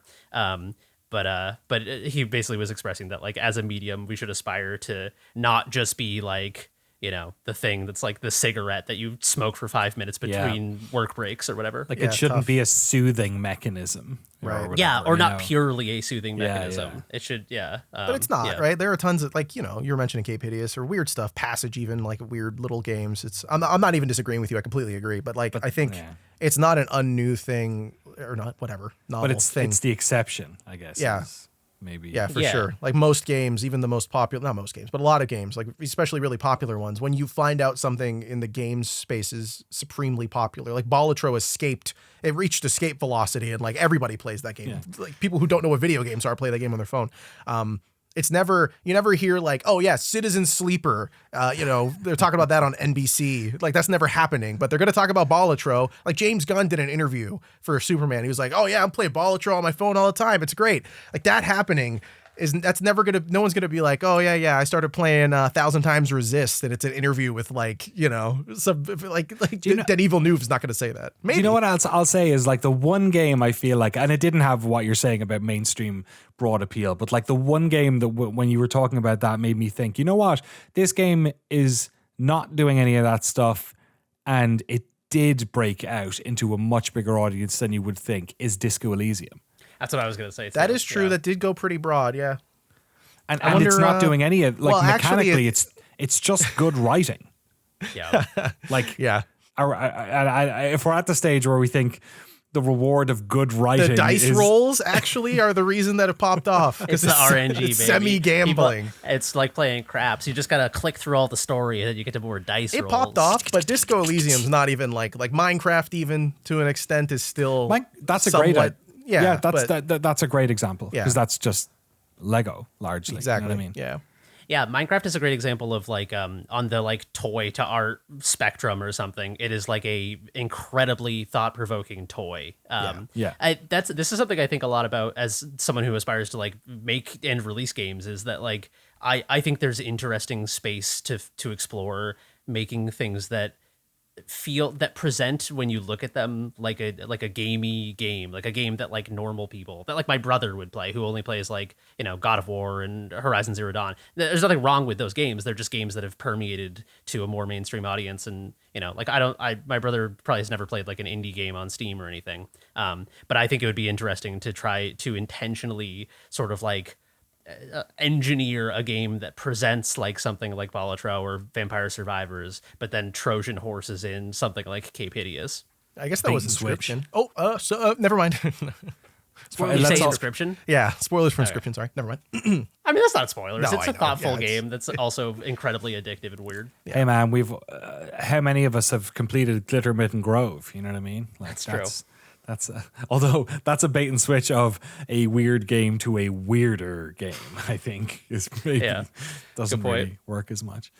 Any final thoughts on Tower Wizard, Jesse? We got a bit off range there, but it was a good chat. No, that was the conversation I wanted to have. Play about Tower Wizard. Okay. Well, I'm going to play Tower Wizard. Okay. And also, I'm going to play. There's another game that's in a bundle with it, which looks absolutely just deranged called Yeah. the Norp Apologue. Yep. Have you seen this? Have you played I this? have seen it. I think I played this a long time ago. When did it come out? That's not right. 2023. This feels so old. There's no way. I don't know how to explain this. It's not made by the same devs, but maybe it is. It's in a bundle with them, but I don't know how to explain this. It looks like some sort of Pikmin meets a physics simulator or something, meets VVVVV. It looks completely insane. I will play it and report back to you next week on it. Okay, please do. And Tower Wizard. You Don't play Tower Wizard. We won't see you next week. I will be playing Tower Wizard, but I appreciate the warning. I'm gonna make a game called Cigarette Wizard. And Exactly. Dude, Oh my the worst God. thing is it would make $1 billion. Cigarette Wizard. We should make a game called. Can you have a game called Cigarette on? Yeah, why not? You can have Muslim 3D. What's stopping you from making Cigarette? You can have Void Bastards. Yeah, fuck it. You should make a game called Cigarette 3D, and it's Okay. just like a cigarette. How would you that get around you- that if you're worried about Cigarette? Call it like Dart Masters. There you go. Dart Masters, but it's not. It's about. Okay, wait. it's called Unfortunately, Dart the Masters. Irish colloquialism for cigarette is definitely worse than saying the Yeah, word we're not cigarette. calling it that one. Nope. We're not calling it that. Although That is- word 3D would probably get not. Bundle of sticks 3D. Exactly. Yeah, there you go. Yeah, that's terrible. But also the idea of a game called that is very funny. Dart 3D is great because it could be a game that all of the branding and like all the aesthetic things are that you're like in a bar playing darts, but it's not about playing darts at all. Yes, it's just yes. about smoking darts. Yes, and drinking. Like you're in a and billiard, yeah. It could be like an anti-alcoholism. Are there any? Is there any like Mothers A Against Drunk game Driving or- games? Mad? Yeah, Mothers Against. I was on radio with a lady from Mad before. Oh, yeah. That's when you argued with them that video games aren't bad, right? Or something like that. She GTA 4. She thought because you Right. could knock people over in GTA 4. And you can get drunk and drive. And you're like, yeah, well, it's a video game. So Yeah, I mean, yeah, I didn't. I wasn't gonna say it to her, but I'd been hit by cars twice, but they weren't drinking. But you know, Right. I was like, yeah, if you if you want to hear more of that Hey, interview, I respect point. the work of people who want drunk drivers to not be around. Yeah. I'm all for that. I don't get in the car if I've had one drink or have a drink or anything. That said, I love a drink, probably too much, and that's look, something they that let I you have a often little bit grapple and with. then drive. It's what do you want me to do? They wrote it in the book. All right. My version of drunk driving is drunk walking home, which Yeah. honestly, not for everyone else is safe, but for me is it can be catastrophic. I ended up in some person's it was the first time I got out on the lash since like COVID about 2 years ago in Petaluma. And I went out with some friends and went to the race course, went to a bar afterwards with some music on. And I was drinking IPAs. And I was drinking IPAs like I drink a normal drink and just hadn't thought of it. And this is me in my like late 30s. Like I have zero excuse for this. And I walked home that night in Petaluma and it was lovely. It was like warm out and nice. And I was having a great laugh with myself walking home the 2 miles home or whatever it was. And then I went to take a shortcut through the park that's where our old house used to be. And I ended up in some lad's back garden by accident. And he was having a party. And I was like, oh no, this is when I get shot. And they looked, I walked in and they all looked at me. And I was like, this isn't the right spot. And he went, nope. And he stood up and caught me by the shoulders and walked me back out. And I felt like an absolute pillock. It was a good time. You said late 30s, right? Oh, this was like 2 years ago. Okay, cool. Yeah. If That's if very that was funny. like a 21-year-old story, it'd be really funny. Yeah. No, it's not. I have worse stories that Oh, are I more bet. recent than that, but they're not about me being that drunk, thankfully. IPAs are my downfall, apparently. But I do think, but like as somebody who often grapples with his own enjoyment of a bevy, I would be fascinated if there's any games that are about like over drinking or social drinking or, you know, Like Disco late, Elysium is the Yeah. only one I can think you're right. of. Disco's a great. Disco is a great version of it. I think, especially for like middle-aged men as well. Keep Driving actually has a Oh, does it? subplot in it about going to rehab. Oh, that's interesting. Yeah. Yeah. That game, I was a little mean to it when it came out. It's included in my upcoming Summer Games video. Cool. That game fucking kicks ass. It's Okay. such a good video game. Did you enjoy it more having played more? Once of it, I or? accepted what it was and didn't Okay. try to make it what I wanted it to be, it was so much better. Excellent. Yeah. Yeah. I don't know. Maybe that's a topic that I'm more interested in than you guys are, but I think it's something that affects a lot of people, especially lads. So like, and you know, a lot of games are made by lads. So I'm just interested in why it hasn't come up much before. Maybe it has, and maybe I've not noticed. I don't know. I wonder if it is the sort of like video games identity, as you know. I feel like it would be, you would have to, I feel like people would see it as such a serious game if you were like, this game is about alcoholism. Right. You would need to like, I don't know, Bait and because like switch Disco it. Elysium gets away with it because it is a game about like, you know, it's about like communism, and it's about like being a cop, and it's about like a murder mystery. It's about so many things that the alcoholism thing is almost like, it's so integral to the plot, but it is like a subplot or something. It's like a B story. But like a game about drinking too much, it's just like, it's such a serious topic that has impacted so many people. It's Yeah. like walking the line between, like, if it was a comedy game, you'd really have to be careful about joking about it, and if it was a serious game, you'd have to be really careful about not being like the most dour video game ever made. Yeah. Yeah, exactly. Yeah, I'm trying to I guess the like drunk protagonist, or the like, you know, the pain pill addicted protagonist, like Max Payne 3 comes to mind with like some of that stuff, but like Yeah. yeah. A lot of games skate around it. It'll be like, oh, you know, it's like Popo and Yo, I think, is a game about. Oh, totally. Yeah, that your actually, parent, that is a fantastic call out. Yeah, 100%. Because that's about basically a drunk parent, like yeah, the like a abuse child. that a kid goes through. Yeah. Yeah, God, so smart. Yeah, the monster and the teddy bear, you know, and the difference. Yeah, that's a great point. It's from a different perspective, obviously, but yeah, but like, yeah, you're playing your darts game and you're drinking your beers and your cigarettes, and all your friends have gone home. Darts 3D, pick it up on Darts Steam, 3D. launching in November. From the makers of I- Cigarette 3D. I googled games about addiction, and one of the auto generated results is World of Warcraft, which is very, very funny. That's incredibly meta. Yeah, I mean, we already talked about the games that have become, you know, Yeah, compulsive games. yeah. compulsive. Yeah. As much as I love WoW, once most of your social circle is in WoW, it's very difficult to stop playing WoW. And again, look, if you have a balanced lifestyle, that's totally cool, you know. But the worry is obviously, anytime I was playing WoW and really into it, I was not having a balanced lifestyle. So Yeah, You know. if the only place you're hanging out with your friends is in a bar, then you know, Yes. Yeah, it just you're going to drink once or twice. Yeah. exactly, yeah. Then it says something. Frank, you have a murderer's row of just the most bizarre games that you've put down on this list. Please, sir, dealer's choice. Just talk about as many of them for as long as you want. Just bring us on a journey, because I am fascinated as to how you ended up with this list of games. Yeah. No, thank you. Yeah, I don't know. I've been in a weird fugue state. Like I said, I'm going to Japan in a month. I can't think of anything else. So I'm like trying to clear my head and just I'm trying to get addicted to a game. There's nothing Okay, that's yeah. grabbing me. I even started watching like pachinko documentaries. So there's BBC. If you look this up, type in BBC pachinko. There's a 1962 news report of a BBC interview, like going to a pachinko parlor, and it is like the most fascinating thing ever. Wow. And I feel like I need something like pachinko. I need something so pure, and it was lining up to our conversation earlier. The Oh most my God, poignant- Frank, this documentary opens like it's fucking. Like it's the Twilight Zone. The guy Oh, walks it's into awesome. frame It's- like, we're here at the pachinko parlor. The language of it is so bad. It's like there's an illness sweeping Japan. Oh, The men no. are enslaved by these machines. The pachinko pot, like it is very much like that Twilight Zone tone. But yeah, peeling back, I'm just like clearing out my backlog. So like I finished Stellar Blade, which I ended up really liking. I did. If you collect all the cans, there's these little collectibles. If you collect all the cans, the last costume is just like lingerie.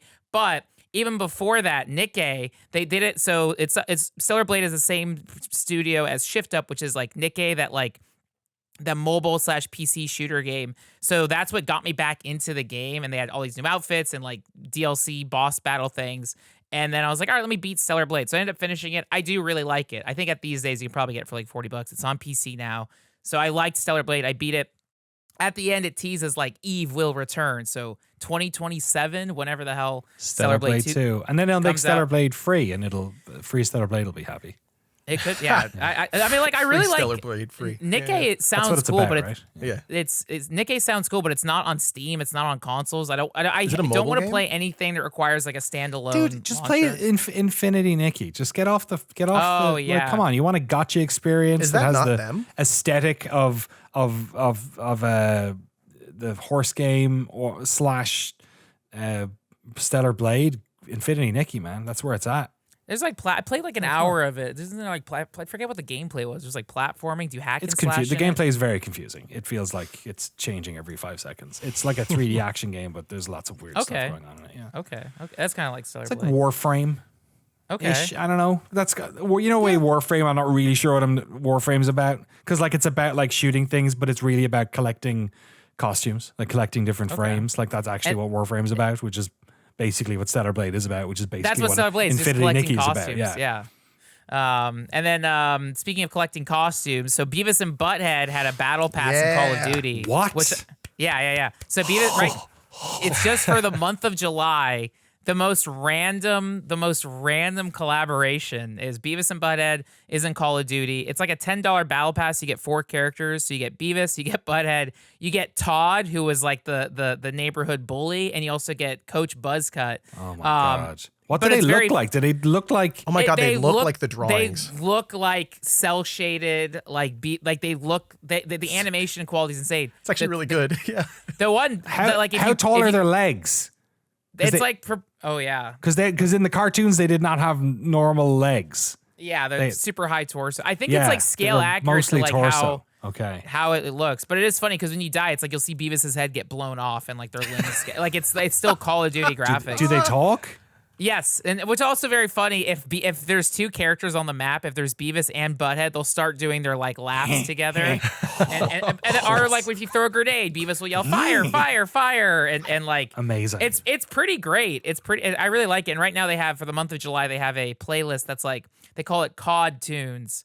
But it's basically they turn all the maps and characters like kind of cell shaded. So it's like because if you just play Beavis and Butthead, you stand out on the map. So you're a bright neon. But it's genuinely funny. And yeah, it is, as Jesse said, was with Call of Duty earlier. Like it's funny just diving back into Call of Duty because it hasn't changed. This is on Black Ops 6, which was a Game Pass game. Oh my And it's God. wild. Like people are still playing Call of Duty. Like it's just a giant machine that exists. And at this point, we're so far in the cycle where there's all these new maps. There's so many bizarre skins and cosmetics that have been released in this wave. Jay and Silent Bob is in the game at this point. Anna de Armas from John Wick's Ballerina is in the game. Yeah. No, again, like It's just Fortnite and Call of Duty Yes. duking it out for the metaverse. Yeah. Like they're for all the IP stuff. Like the Jay and Silent Bob thing is the weird like that. And Seth Rogen.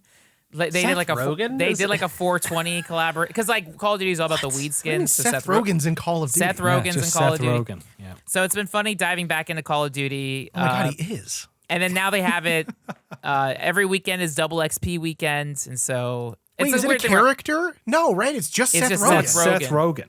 Yeah, Seth Is Rogen. Joe and, like, Rogan in it yet? Not yet. That would I see. Like Whoever they're gets they're that missing first out. wins the fight. They have Yeah, that's taken it. over. The culture war. Oh, Yeah. that's wild. I feel like he's so short though, right? It would fuck up the. That's true.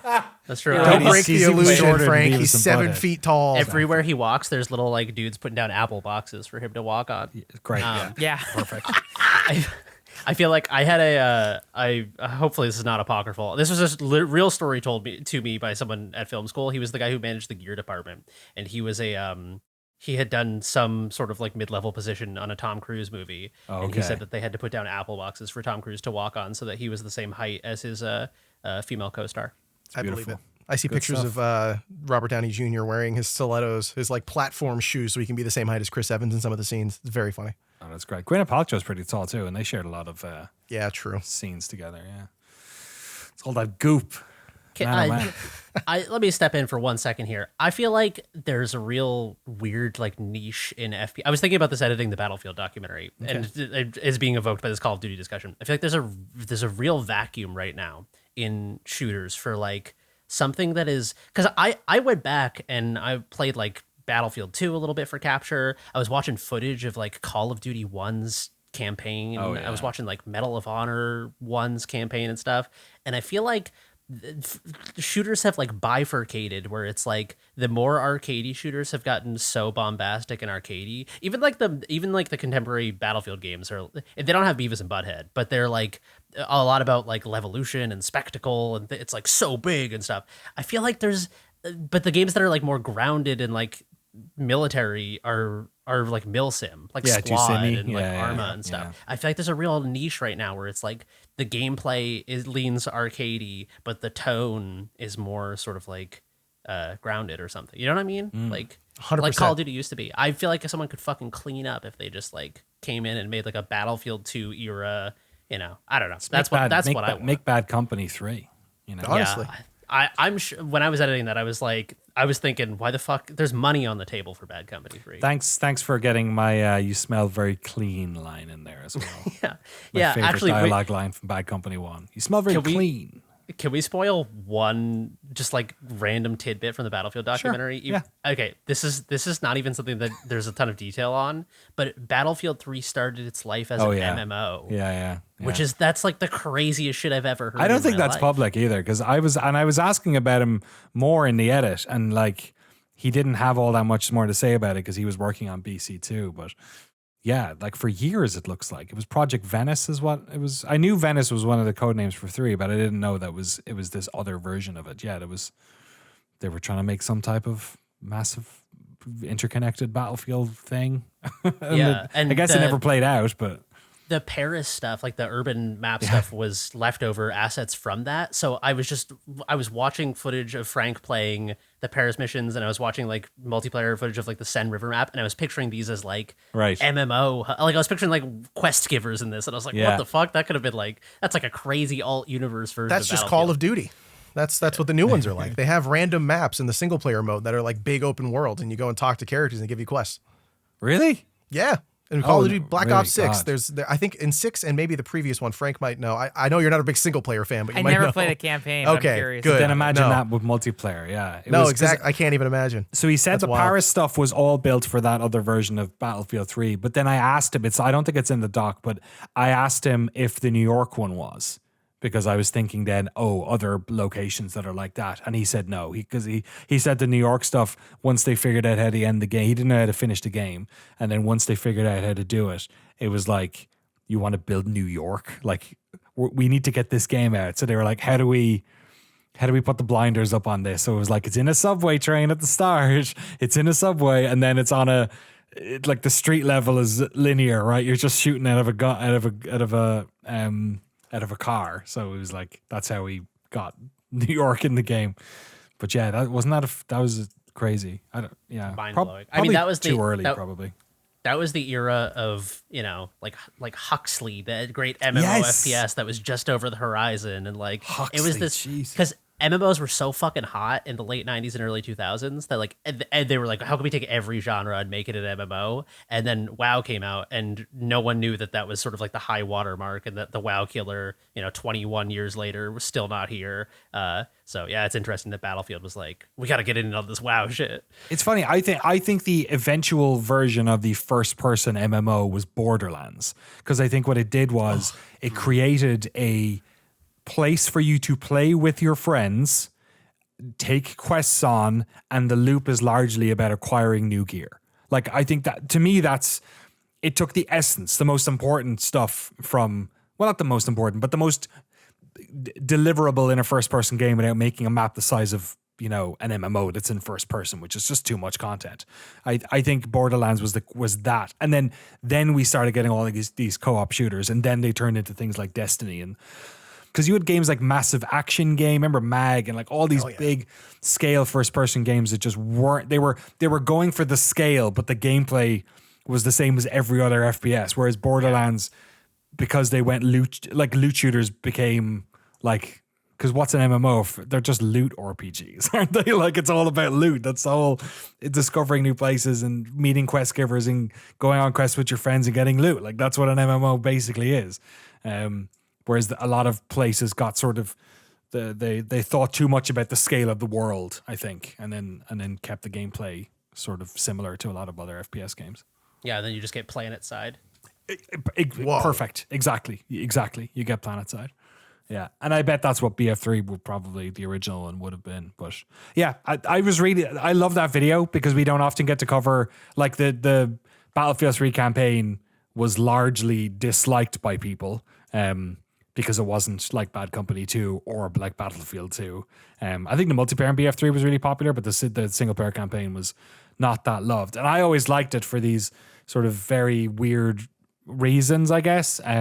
So it was very fun to go back because he's critical of it too. But it's that great moment of like, this is why the game is like this way. This is why these levels worked. This is why this stuff didn't. This is what I would have changed. I think, I think it's a cool little feature. So it'd be fun to get it out. I think it should be out by the time this podcast goes up. So go check out the channel.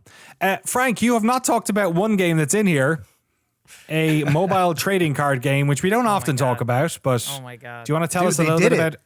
They did it. They made your favorite cap into a trading card game. I can't believe this. Okay, so my friends and I have been addicted to this.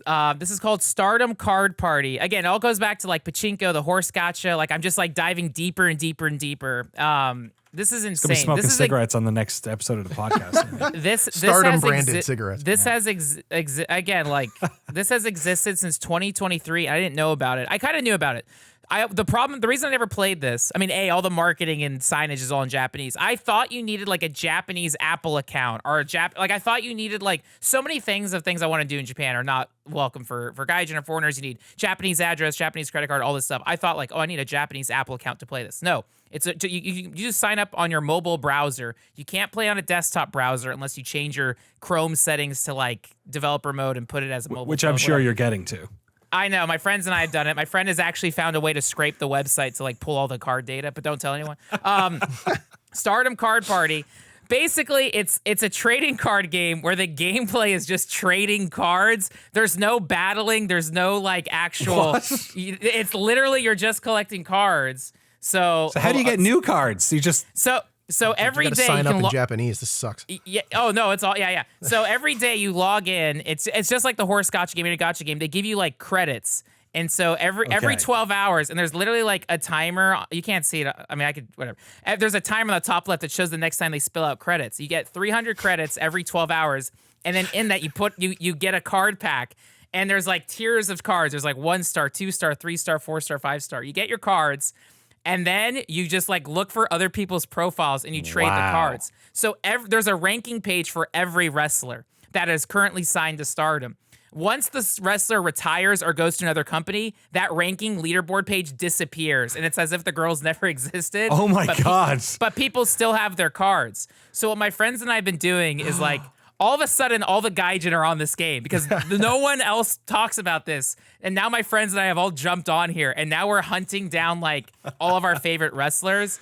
So like, there's a wrestler I'm obsessed. I mean, I'm obsessed with all the wrestlers, but there's a one wrestler, Tommy Hayashishida, who's on a rival promotion, but she's my favorite wrestler in the world. And so I am like trying to get all the old cards, but people don't want the old cards because everyone wants to be on the leaderboard for their favorite wrestler. So like, my friends and I just spend all day like going through everyone's page and like making dumpster biddings. diving for Yeah, basically it's like that. And like it's so funny because like it's like junior high where you can literally like decorate your like profile page with your favorite wrestler. So people are there's a page called binders. Every user has a binder and they just decorate it like Lisa Frank style with like hearts and stickers of their favorite wrestler. And it's like and it's so fun and ridiculous, but I feel bad because I've been missing out on 2 years of cards. And if you go to any Stardom show, they in the middle of the match or in the middle of like the show, there'll be an intermission, and they always have like a number on screen. It's always in Japanese. I never bothered to point my phone and Google Translate. But what that is for the one day only. If you're at that house show, you can put in that code and get a limited edition trading card. And so I've literally gone to shows and I've completely missed out. And now I'm like, oh my God, I'm so angry. And so now my friends are on top of it. I'm going to Stardom shows next month. I can't wait to get my limited edition trading card. But like, it's like a hyper fandom thing. I can't imagine there's more than like 1,000 people in the world who do. I don't know. The Twitter account for this only has 4,000 followers. Okay. And it's also funny because they'll turn anything to a trading card. So like the wrestlers will post selfies of them like at Disney or something, and then the Stardom will be like, all right, we'll make that a trading card, and now we have a winter selfie series trading card that you can pull, and like it's just such an absurd like mountain of lore and stuff that my friends are getting into that no one in the world knows about or even cares about. But I am so obsessed with Stardom Card Party, and like for every wrestler you like rank up. So I'm a bronze rank in Starlight Kid. I'm a bronze rank in like Azumi, and like you can put it on your profile badge, and it's just like it's like an MMO that's just trading cards. But like the fun of it is like seeing who's everyone's favorite wrestler is. You can also tell like I'll see profiles like someone has like 200 cards of one wrestler because they just will give away all their other cards, and like amazing. I don't know. I'm obsessed. You can't convert the extra cards into like star bits or something. No, you can only trade them away. So like right amazing. now on my collection, I have 131 cards. And you can see my bronze rankings for the different like wrestlers, and you can like highlight your favorite cards. Like someone traded me a Stardom Bikini Party card of Utami for another card. All right. So wait, I got a Stardom Valentine of Utami. I got a So Zumi. does this exist because like every brand in Japan has a trading card? Like you have to have one? Is that why this exists? Everything has like gacha. Everything has yeah. What I mean, like Horse Girls is like the giant like satellite that everyone can see, but it's like that exists through every element. Okay. Like every promotion has its own trade. Like even if you go to like Japanese grocery stores here in the States, there'll be there's like snacks you can buy. Like if you buy a snack, there's a One Piece trading card. Here's a Pokemon trading card. If you buy the snack, people will buy the snacks just to get the trading card. So it's like I don't know. It's like here in the West we laugh that you can get the Tony Hawk Taco Bell thing, whereas in Japan people actually care about the trading card on the. They want to go to their pop-ups. I have friends too who like they'll buy like 6 copies of the same manga because each manga comes with a unique bookmark. Oh my god! Like the like I don't know and like we have elements of that here. Like I don't know. There's like popcorn buckets if you see a Star Wars movie, whatever. But like. It's just degrees of fandom, and that's what I'm always obsessed with is like elements of fandom. And like there was I was like to consider myself the biggest like Western Stardom fan in the world. I've ignored a like giant part of this like I don't know. Nice. It's just a weird core thing. You've been slacking. I know. But now I'm in now. And it's so funny because I even met 2 Stardom wrestlers like a week ago, and it's like I didn't show them the cards, but it's like part of me is like, oh, that's so nerdy. I kind of have to next time I meet absolutely, one of them. especially when it's in Japanese only. You know, I'll see Utami next week. Do I say, hey, Utami, will you sign my phone? I have your bikini Will party you card. sign my phone? Just right on the screen. I don't care. Yeah. Learn how to just translate the Japanese phrase, I have collected you. And God. Jesus Christ. I have 300 of you. I have 300 of you. Yeah, I mean, and that's Frank's like gonna get banned from Japan. no, they want me. I come in and it's I shower with yen. It's like here I go to the Stardom merch booth and here's 10,000 yen for. I hear they're giving away a house for $1 in some of the cities. I heard it on Instagram, so it must be true. But there's so many times where like you need a Japanese address for stuff. I've signed up for stuff and I just use the hotel I stay at all the time. Beautiful. I don't know. I think the four of Appa us should Hotel buy- in Appa Hotel outside. Yeah, the Appa Hotel, one station down from Akiba. I really like that hotel. It's my favorite. Mine and There's so Jeremy's many too. There's so many Appa hotels in Tokyo that I went to the wrong one when I was checking in jet lagged in Japan, and the correct one was visible from the exit. It's like of the one I 200 was yards in. down the road. Yeah, I could see it. I think we should buy. Jesse is referring to the phenomenon of Akiya, which are abandoned houses in Japan that people do not want to inherit for like tax reasons or upkeep reasons, and they're very cheap. I think because you can legally spend up to 3 months without a work visa in Japan, I think the 4 of us should buy one. Each of us get a season. I like it. Each of us have a quarter of a year. Sakura season. Yes, Sakura but season. Yeah, one person. We redesign the house however we want. I like that. We'll have to have a lottery system to allocate the weeks or something. Can you buy one as a gaijin? You can. How much are they? $1. It varies greatly.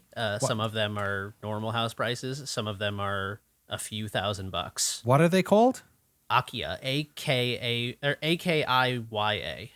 Okay, and I am assuming that I am drastically underestimating how remote these places are.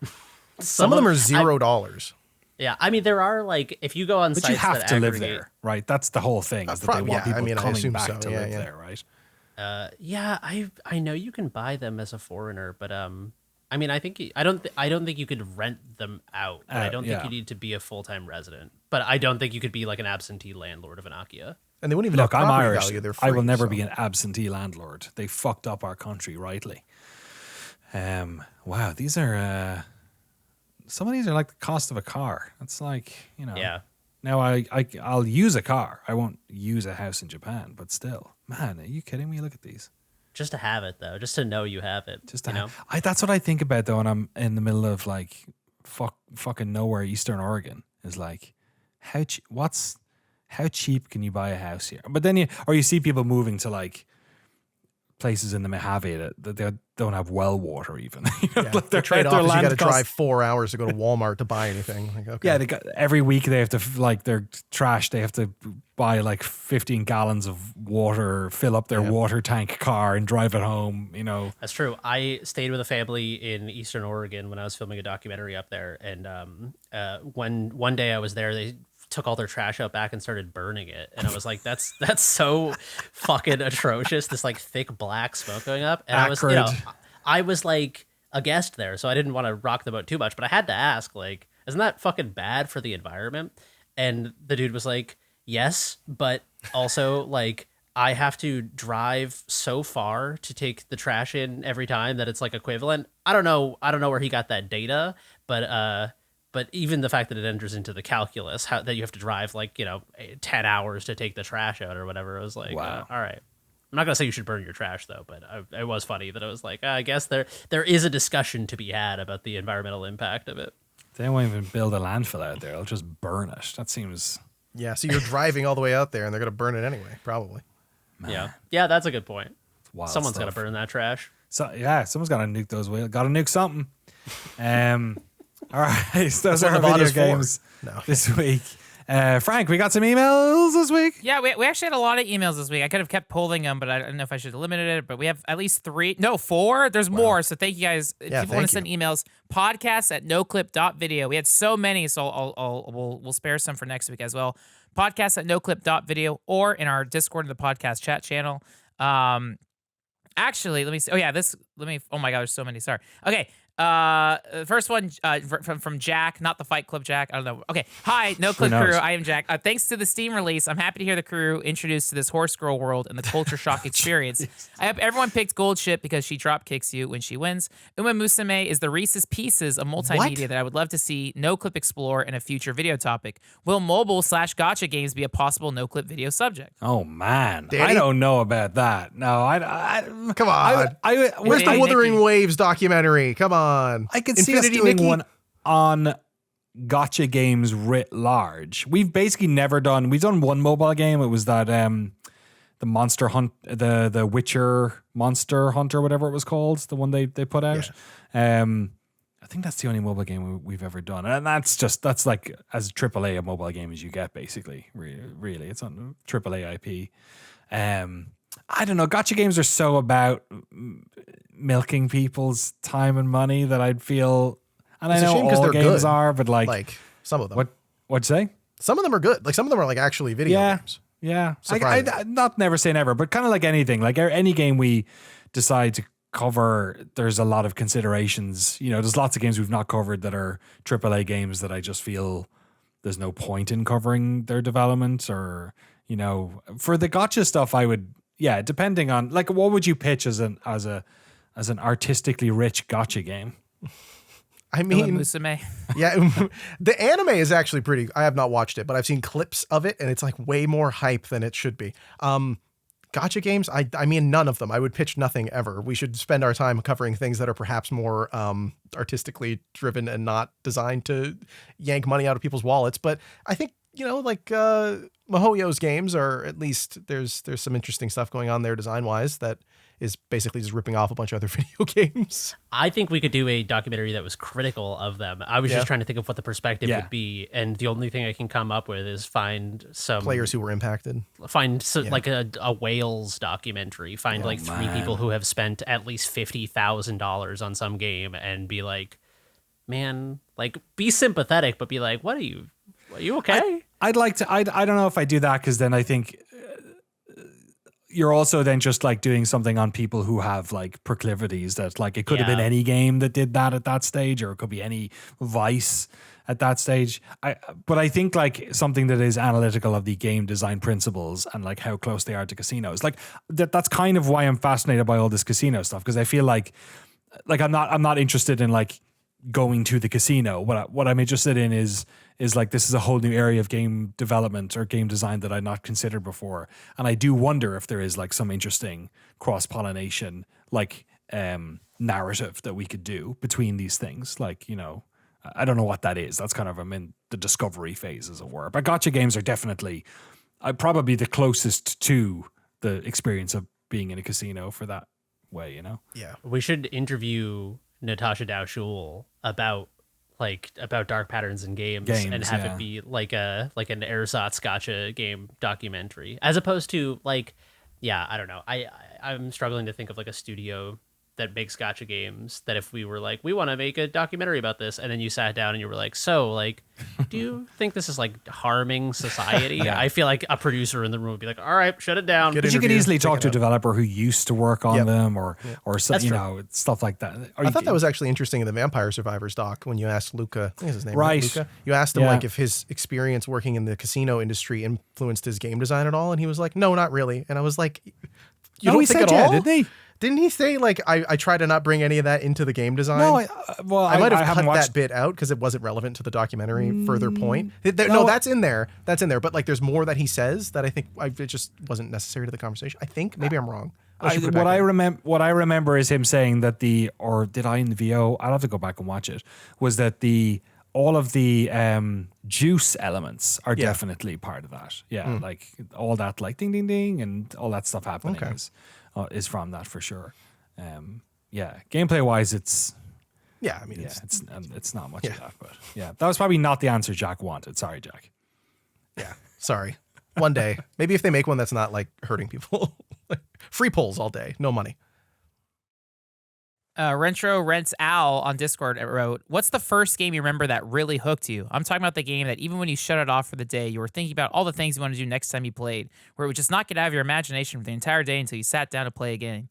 For me, it was Quest for Glory 1 / Heroes Quest 1. The game took over my mind when I first played it. It had an immersion few games at the time, day-night cycle, 3 different character classes that changed how you played the whole game and solved certain puzzles.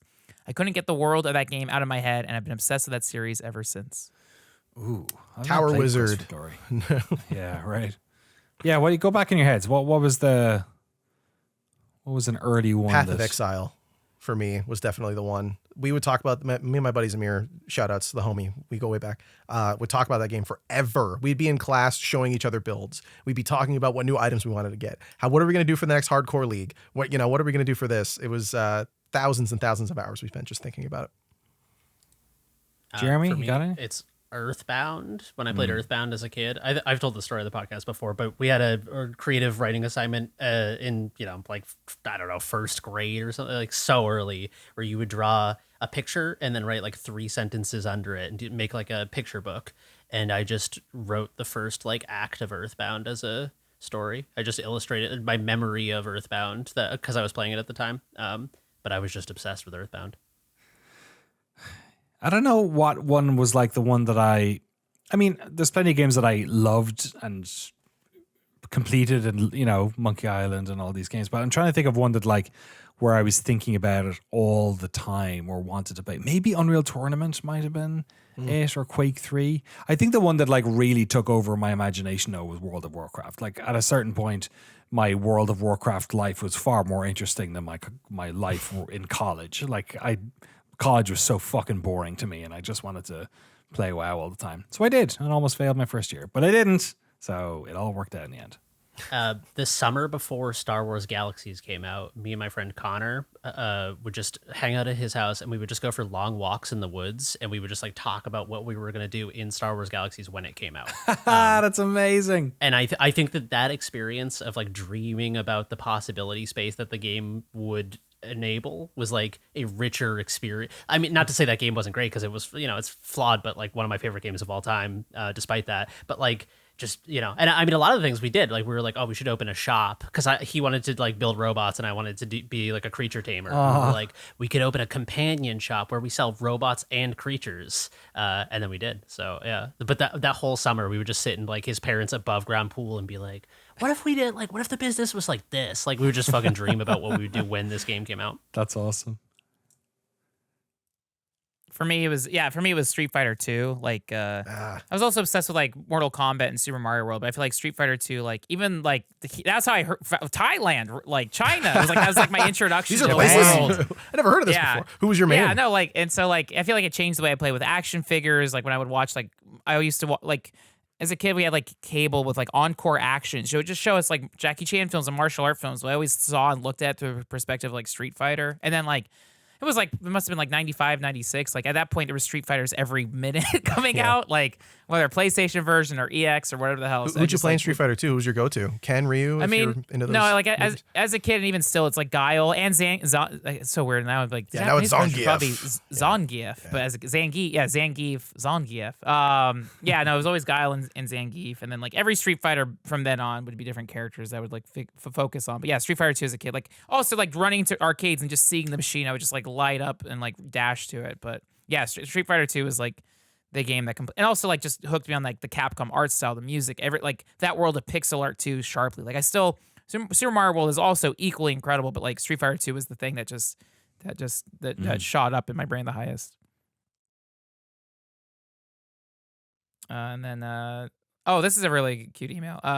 Aitor, Aitor, Aitor wrote, this is a bit embarrassing, but I just have to tell you guys, on a recent episode of the podcast, Isonzo was mentioned, the World War I game, and the rock-throwing Ascent gamer mode in it. Oh, yeah, well, I happen to have not only worked on Isonzo, but I've been the main programmer on the Ascent game mode. Whoa. No way. It was the first time a podcast I'm listening to has mentioned something I've worked on, and it caught me completely off guard while buying groceries. I struggled to hide my massive grin and probably made a weird noise of some kind. It's a small and dumb thing, but it felt like I made it, I'm a real game developer moment, and made me very happy. So since I can't thank the person that sent the email that mentioned the game, I'll just thank you guys. That's so cool. Yeah, no, I mean, you're that's the realest a game developer could be, is fucking making a cool game. Like, fuck us talking about it. That's a cool game that you worked on. It's awesome. And also, that's like the funniest, coolest mode I've ever heard of in an FPS. Yeah, it's completely mad. I have it wishlisted, but I'm going to drop it in my car right now, and I'm going to play it. We're going to drop it like a rock on a World War I soldier. It's only $7.50 at the moment. It's 75% off of Isonzo, Isonzo. Or you can buy the deluxe edition for $40. There is no sale on that one. But I will be buying I'll buy the regular version. That sounds like a good time. Congratulations.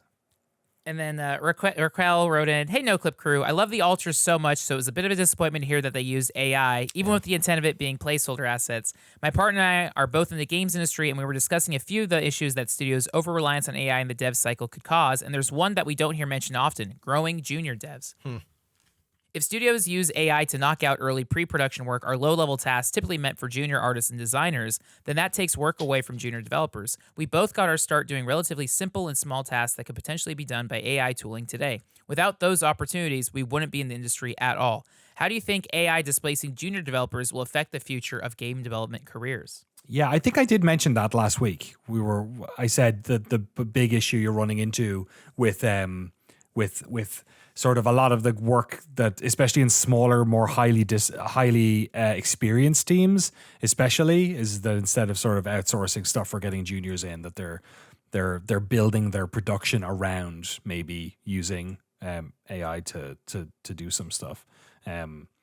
Yeah, it's something that I've heard from several studios and also other folks, and I think it's kind of emblematic of like a lot of industries. Like, I feel like this happened in games coverage a little bit over the past few years as well, where you just have that to me, that was more of a saturation of people who wanted to get in, and then people who were sort of taking up spaces maybe. But yeah, this does seem like it's troublesome, right? So like, where do these people go, especially if there's all these new courses where there's all these developers getting pumped out of colleges now, and the sort of obvious answer is like, oh, they'll, just make an indie game. Dude, right? just Like, make a that's- perfect indie game, just- make $1 billion. Just It's so spend easy. 2 years of your life minimum, unpaid, working on, and then you just end up in a situation which I've encountered a lot in the States over the years, actually, which is that like the arts are only really filled with middle class people, with like people who could stay at home with their parents, or whose parents were able to, trust fund them through it or something. Like I remember we talked about this with Jay Tholen, actually, about how few like working class people seem to be in game debt, which is probably not it's probably a broad brush to paint, but like just the over reliance on third level education as well in the States in general, which is not necessarily the same in Europe, I feel, and then also the ability for some people to just coast, while they're, at the start of their professional careers, or make mistakes and not have to worry about living paycheck to paycheck, that it sort of allows those people to succeed. And then there's this whole forgotten bottom to that you don't ever notice. And like AI is maybe is sort of compounding on top of that, on top of everything else. Take the word game industry out of that point you just made, and it's just true everywhere. Yeah, right. Yeah. Yeah. It's bad. I don't know necessarily what the numbers look like. I know it's always been an issue with junior devs being able to get in, especially in the last decade. Even now with how many people have been laid off, like why would you bother hiring a junior with no experience if you could hire someone with 4 years experience looking for work? It will continue to be a problem, especially as more people get laid off. I don't know if AI is the only problem, but it is certainly not helping. And like Jeremy earlier was talking about Cape Hideous and how that game is designed so explicitly by one person. And you hear these stories of like Ubisoft making their own internal bark AI thing, like a tool based on their own writing that can generate barks for characters, something in that regard. And it's like you're just taking not just the simple jobs that are sort of given to juniors to work their way up, but also the texture away from your own games. Like you can't, like that's what why would you make a world where things in it you don't understand enough, like you can't have a conversation about, like it's so many opportunities to tell stories that are taken away, not just from the higher ups, but from, developers who are trying to make their way up and trying to find their own voice. It's like now they don't get to do that. They just get to press a couple buttons in a machine until it gives them, the right set of words. It's a bummer all the way down. Yeah, it misunderstands like because this idea that you can fill a world with, like we talked about the Skyrim like AI companion mod where it's Lydia will just be like, you'll be like, what is this place? And she'll be like, this is a farming village. Farmers grow grain. Irrigation is a cereal works by- crop domesticated by humans. 2000 like I think it misunderstands what the point Somebody of should make that game. Somebody should There's make YouTubers playing it. make the bad AI game. Oh, yeah. Oh, like an intentionally where you write the lines, but they're like fake, or you mean using an AI? Just use I just show how shit this stuff. I don't know. I guess doing it that way is a lot more funny. But like, I'll step up and take one for the team. That's what Cigarette 3D is going to exactly. Yeah, you're just all of talking the banter to the in the bar. Yeah, you're just talking to the bar. Yeah, and it's like, just. So where are you from? And he's like, I'm from a town. A town is a municipality of people living in the same area. Like just fucking wrote. Like, did you vote for factoids. Trump? You know what I mean?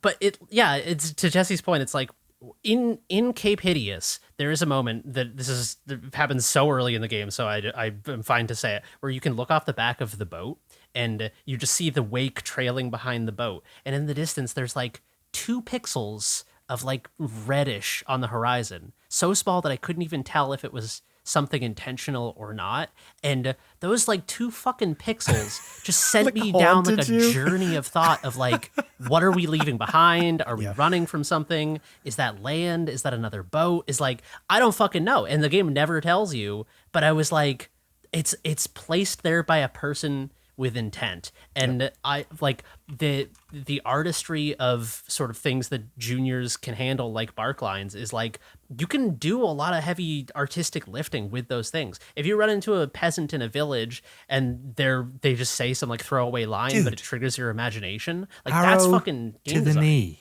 Dude, yeah. Yes, Yeah. like that's Or fucking. The Witcher that's a- 2, Aldrin, here boy, constantly when you're in that camp. Like I think about that kind of stuff. It's necessary. Like the haunting part of like what Jeremy's saying with seeing the pixels. Like when I read Ta-Nehisi Coates' new book, The Message, and he has this passage in it about wanting to haunt people. Like his goal is to create literature that makes people stay up at night, that makes you think about it in your worst moments and your best ones. And like after I read oh my God, what's that book? It's like the house is all messed up. House of Leaves. House of Leaves. When I read that, it That fundamentally was the working title the one for where the the house is all messed up. They couldn't figure it out. a good They title. finally got it in the end. When I started reading The Stand, the Stephen King book, really, really great book, by the way.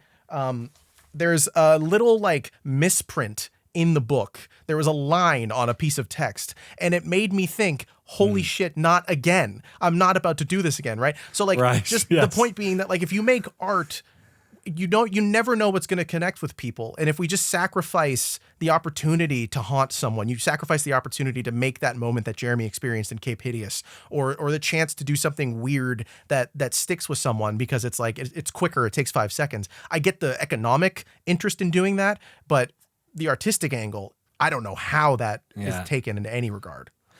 It's funny because there's definitely games have expanded a lot over the past. I'm gonna be devil's advocate for 1 second, and then I'm gonna come in with the this is the shot the Chaser's coming.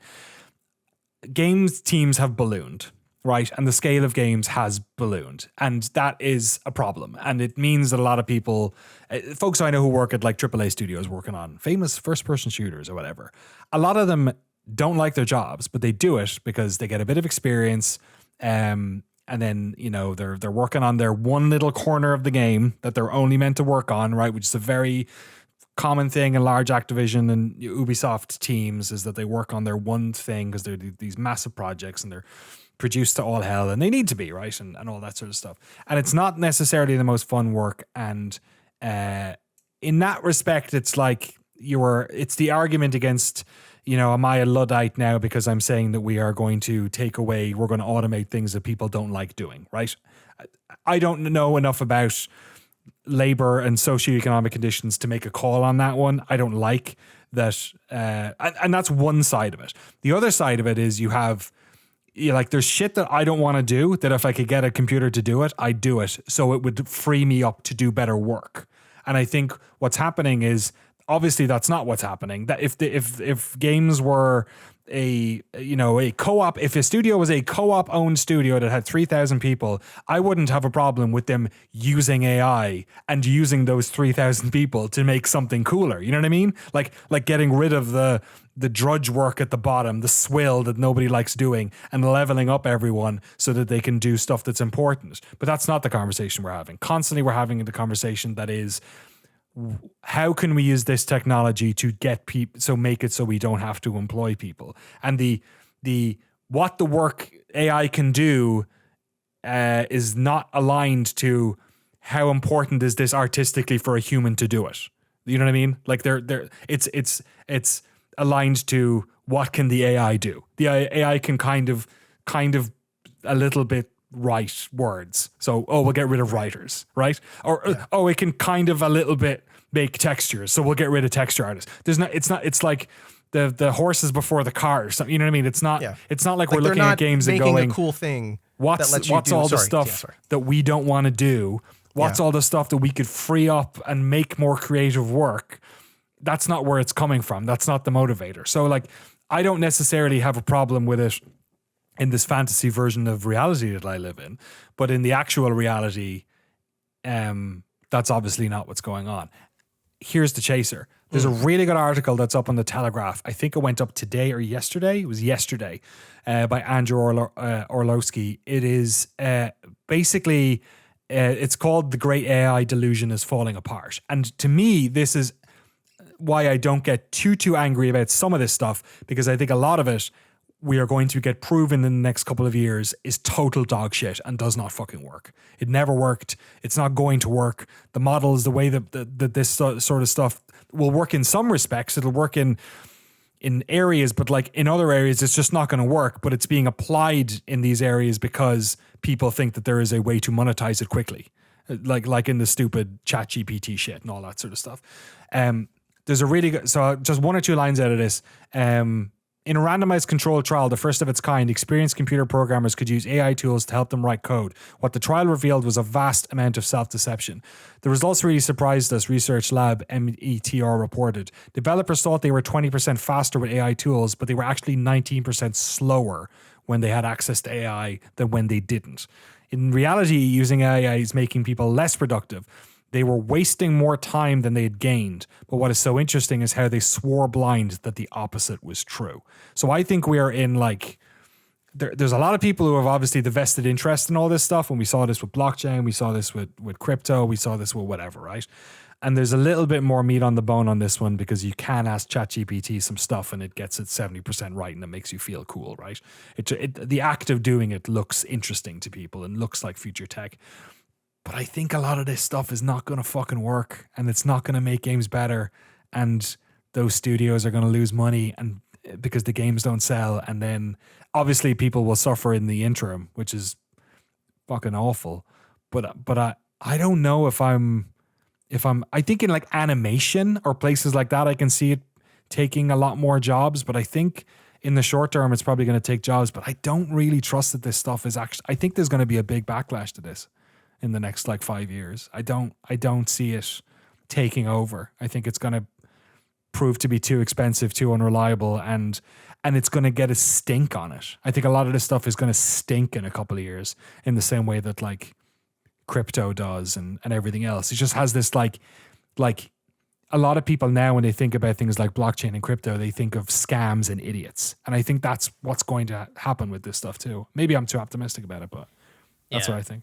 No, I totally agree. I mean, it's like not that this is not the politics soapbox hour, but just to make a point about like the structuring of like monetary incentive. It's like these things are being invented to make a profit, and so having them come in to do these low level tasks, it's like this is how you make money in like a capitalist economy, is you like fence off a thing and are like, this is mine now. If you want to like come in the fence, you got to pay me. And then a lot of these, especially like digital services, what they do is they offer these services as sort of like a loss leader, like the Costco hot dog of Silicon Valley. And then once people are like, oh, now ChatGPT is like integrated into our workflow, at some point there's a switchover made where it's like, okay, well now this is a premium service, and like, or you get like a reduced version of it as the free version. The fence expands or contracts, whatever fits the metaphor here. Yeah, I agree with you. I mean, it's also like we didn't even talk about like the ecological fucking impacts or like the ways that like some of these centers of processing for AI services are just like pumping fucking pollution into local, especially like lower income communities. Oh yeah, there was a recent report, wasn't it, where there was one of the Meta AI factories, the locals' water all turned brown or something. Yeah, it was something like that, and like people like couldn't breathe, and it was I mean, it's like. There's a million reasons it sucks, and like all of those are so valid but I feel like for some reason the most substantial things like that are easy for people to dismiss because there's something about like anything that sounds like climate change. I feel like people are like, yeah, I know, like it's fucking the water's poison and the air is poison, like but like I feel like that's why a lot of the discussion centers around is it useful, because I feel like it's very easy for people to excuse like destruction of ecology if it's like, yeah, but like, but it's convenient, or because it does this thing, or because it's like the ends justify the means or something. But so it is interesting to me that a lot of the discussion is around like, can it do the thing, and not around like, 60 artists just like they need to like eat and live somewhere, whereas like a fucking factory of processors is like spewing out poison air or something. It's just funny that our conversation is like, yeah, but is it good? Are the textures good? Yeah. I the only reason I like bringing up the usability of it is because I think it sucks, and I think that's funny that like all of this, like that, like people like that the thing that it like the most obvious thing, which is like, does the thing do the thing? The answer is no, but we live in a world in which that doesn't matter anymore. There's an amazing Did you see the Luke Plunkett tweeted it or on Blue Sky posted it earlier on that like someone from the Xbox graphics team was hiring people and he put up a LinkedIn post and the LinkedIn post is an AI generated image of like a Ghibli ass-esque Xbox employee, which is bad enough until you realize that the monitor that they're working on, you are looking at the back of the monitor and the monitor has like the screen on the back of the monitor. It's just like, this is like parody that like Brass Eye couldn't have gotten away with. It's so like, it speaks to the mentality of the people who think that these technologies are like better than they actually are. 100%. Because it is so much of it is self-deception. And I've seen this, like ChatGPT is a fucking like it helped me learn coding in some capacity. Right. But it's so I feel like a lot of people have that sort of like they dip their toes in the water and they're like, oh wow, like I didn't know that function existed in Unity. What else can this thing teach me? And I think if you are not vigilant against it, which I luckily was like already very skeptical, there comes a point where it's like you try to cross the Rubicon and you're like, can it just like write the code for me? And the answer is like, no, it fucking can't, beyond like the most basic shit where it's literally just pulling the text from like Unity documentation anyway. So you might as well just check the documentation and learn that process for yourself. Yeah. Because I have seen other people try to learn things through ChatGPT and they just end up like in this miasma of thinking that they're like, oh yeah, now I can like automate this to do it for me. But then they spend 4 days asking ChatGPT to like refactor their code and it never ends up working. Yeah, or the email sender Raquel, who said that her and her partner work in game dev, like it's similar. It reminds me of like stuff like Blueprint, which is like Blueprint's a really great tool to allow non-programmers to write simple scripts and be able to do stuff inside of Unreal Engine. But like every tech artist and programmer I've talked to goes, oh, I just have to rewrite all that shit. You know what I mean? Like it's like we don't. We had the conversation last week about AI being used for like sort of some version of grey boxing, right? But like people have like that's the thing is that no one ever talks about this technology as like a sort of a productivity tool to make you get faster at doing the thing, or it's like it can do like 40% maybe of where you're going, but like the last 20 is the hardest. So like it has to do another 40 and then do the hardest part. So it's like, of course, like when people say like it's going to take over like editing and camera, like no, it's not. Like I think it's just a fundamental misunderstanding of how things are made. Like I totally. The editing thing I think is such a good example because it is something that I have like expertise in, and I feel like that this is what everyone says about AI things is you don't realize how shitty it is until or like journalism. People use this that they think journalists are like competent until journalists talk about something that they're an expert in. Yes, and they're like, oh shit, like this article doesn't reflect the reality of my expertise at all. And I think AI is similar, where like picture you're editing a video and you hand it like a documentary edit. You have 6 interviews, hand it off, the AI cobbles together an hour and a half documentary. On its face, that's an amazing feat. Holy shit, that could have taken me like 2 weeks of work and now it's done. But then you watch it and you realize there are issues with it. And now what happens is the first 40%, like you said, of like the assembly is done competently maybe, but then the rest of it is bullshit. But now in having to undo the fucked up latter 60%, you do not have familiarity with the materials that the documentary is built out of. So even if the first 40% is done for you, the process of doing the first 40% is how you are able to do the latter 60% of the job. Yeah. So fast, so much faster. Right. So if AI can do the drudgery work for you, it doesn't even really help with the latter 60% because the familiarity with the first 40% is what enables you to do the finishing work. So like, what the fuck is the point of this anyway? And I bet it would, if you added up both versions, it probably takes 20% longer. You know 100%. Like, yeah. Jesse, sorry, you were saying something earlier when I was on my little ramble.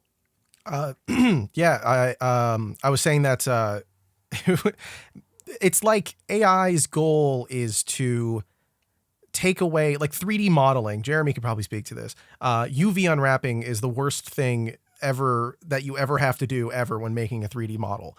It's like AI, they skipped the part where we figured out a really, really good, competent UV unwrapping system. And we just went straight to, here's the 3D model with textures on it, and it looks like shit, and it's not performant, and it doesn't work. But if we just invested the resources on solving this one problem, it would allow me to continue to be an artist and do interesting things.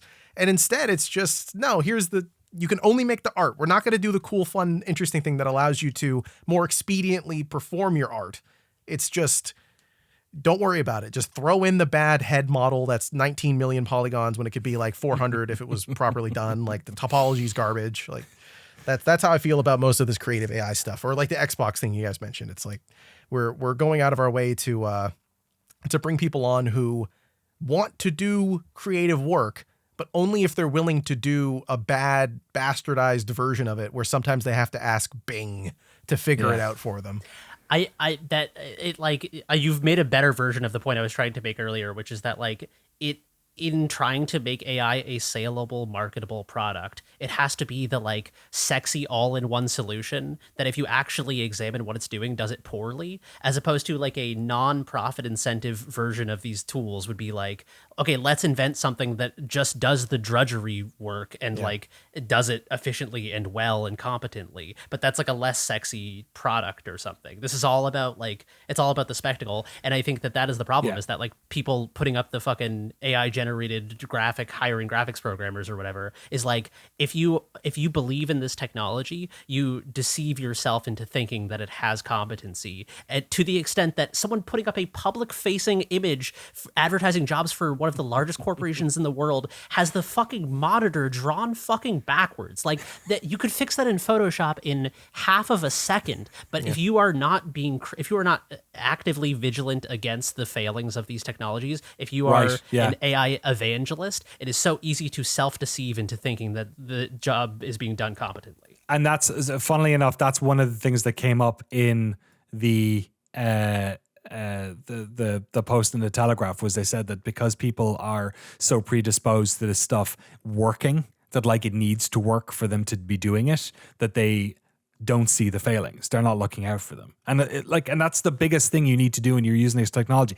I don't use this stuff for much of anything. I have flirted in the past with using ChatGPT to ask it questions about stuff that I know about, like really specific things about like, Formula One, how cars operate on track and things like that. Like things that aren't like history that it can quickly Google. Or like if you ask it about Noclip, the answers it comes up with are hilarious, because it's like, oh, it's just like the tagline from Wikipedia, and like, Danny did this and Noclip was this and blah, blah, blah, blah, blah.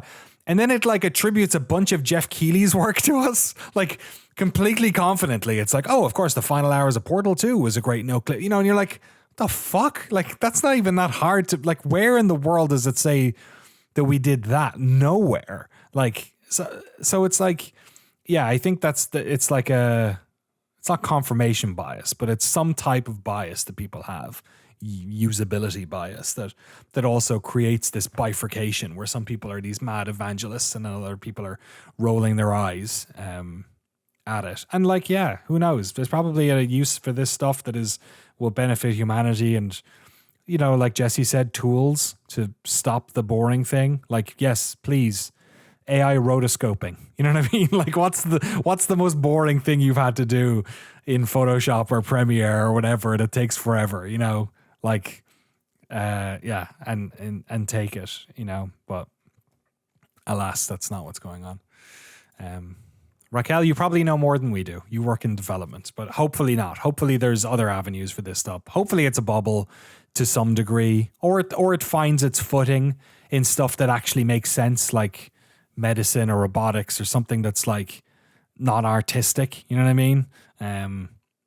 But yeah, I guess we'll have to wait this one out.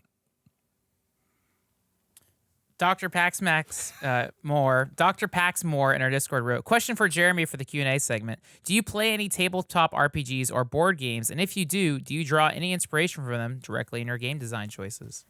No, I've always wanted to, and I could never find, because like I'm despite the fact that I'm a loudmouth opinionated person on this podcast, it is because I'm amongst friends who I'm comfortable with. I'm a very like shy, introverted person, and so like I want to play tabletop games, but only with people that I already know. And amongst the group of people that I know and love, none of them will play tabletop games with me. So the closest I've ever come is when I used to go on road trips with friends in California.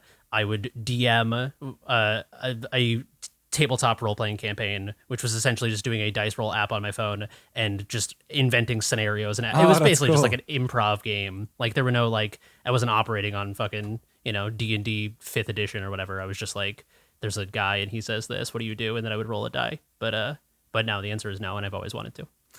You know what? We launched a new thing. Maybe that's like 1 month. That's the patron exclusive thing or something like that. We could. I would love that. Get a little game going. Play some madness. Great questions. Thanks, Frank, for all those emails. And thanks to email senders. Podcast at noclip.video. Noclip.video. Noclop.video is our Horse Girl subsidy, which Frank is running at the moment. God, I want to do that that would have been a great April Fool's joke or something. No clop. We'll be back next week. We do have some other stuff though, hitting the channels, the various channels on Noclip Crew for now. We've got some quick looks coming up. Did you guys record one yesterday? You recorded one today? We're recording one today. You are recording one today. What is it? Can you say, Jesse? Oh, Kaizen Factory Story. Yes, this is the auto builder. Is it not an auto builder? builder? It's We don't like call it auto builder. if you know Zachtronics games, it's like Opus Magnum. It's from some of the team originally that reformed to start this new studio. It's their first game. Awesome. Your indie game recommendation video is also coming up as well. Yes, on you have there. the final version of it, or one of them anyway. Yes. You were playing Death Stranding, I see.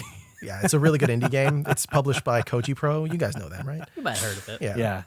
There's a bunch of other stuff hitting that channel. We've also got that Battlefield 3 video that'll be going up soon. And also for patrons, the early access for the next Torby video, the next Everbloom one in that series. The first one was about sound design. This one's about trees. Just a whole video about trees. I'm loving this series.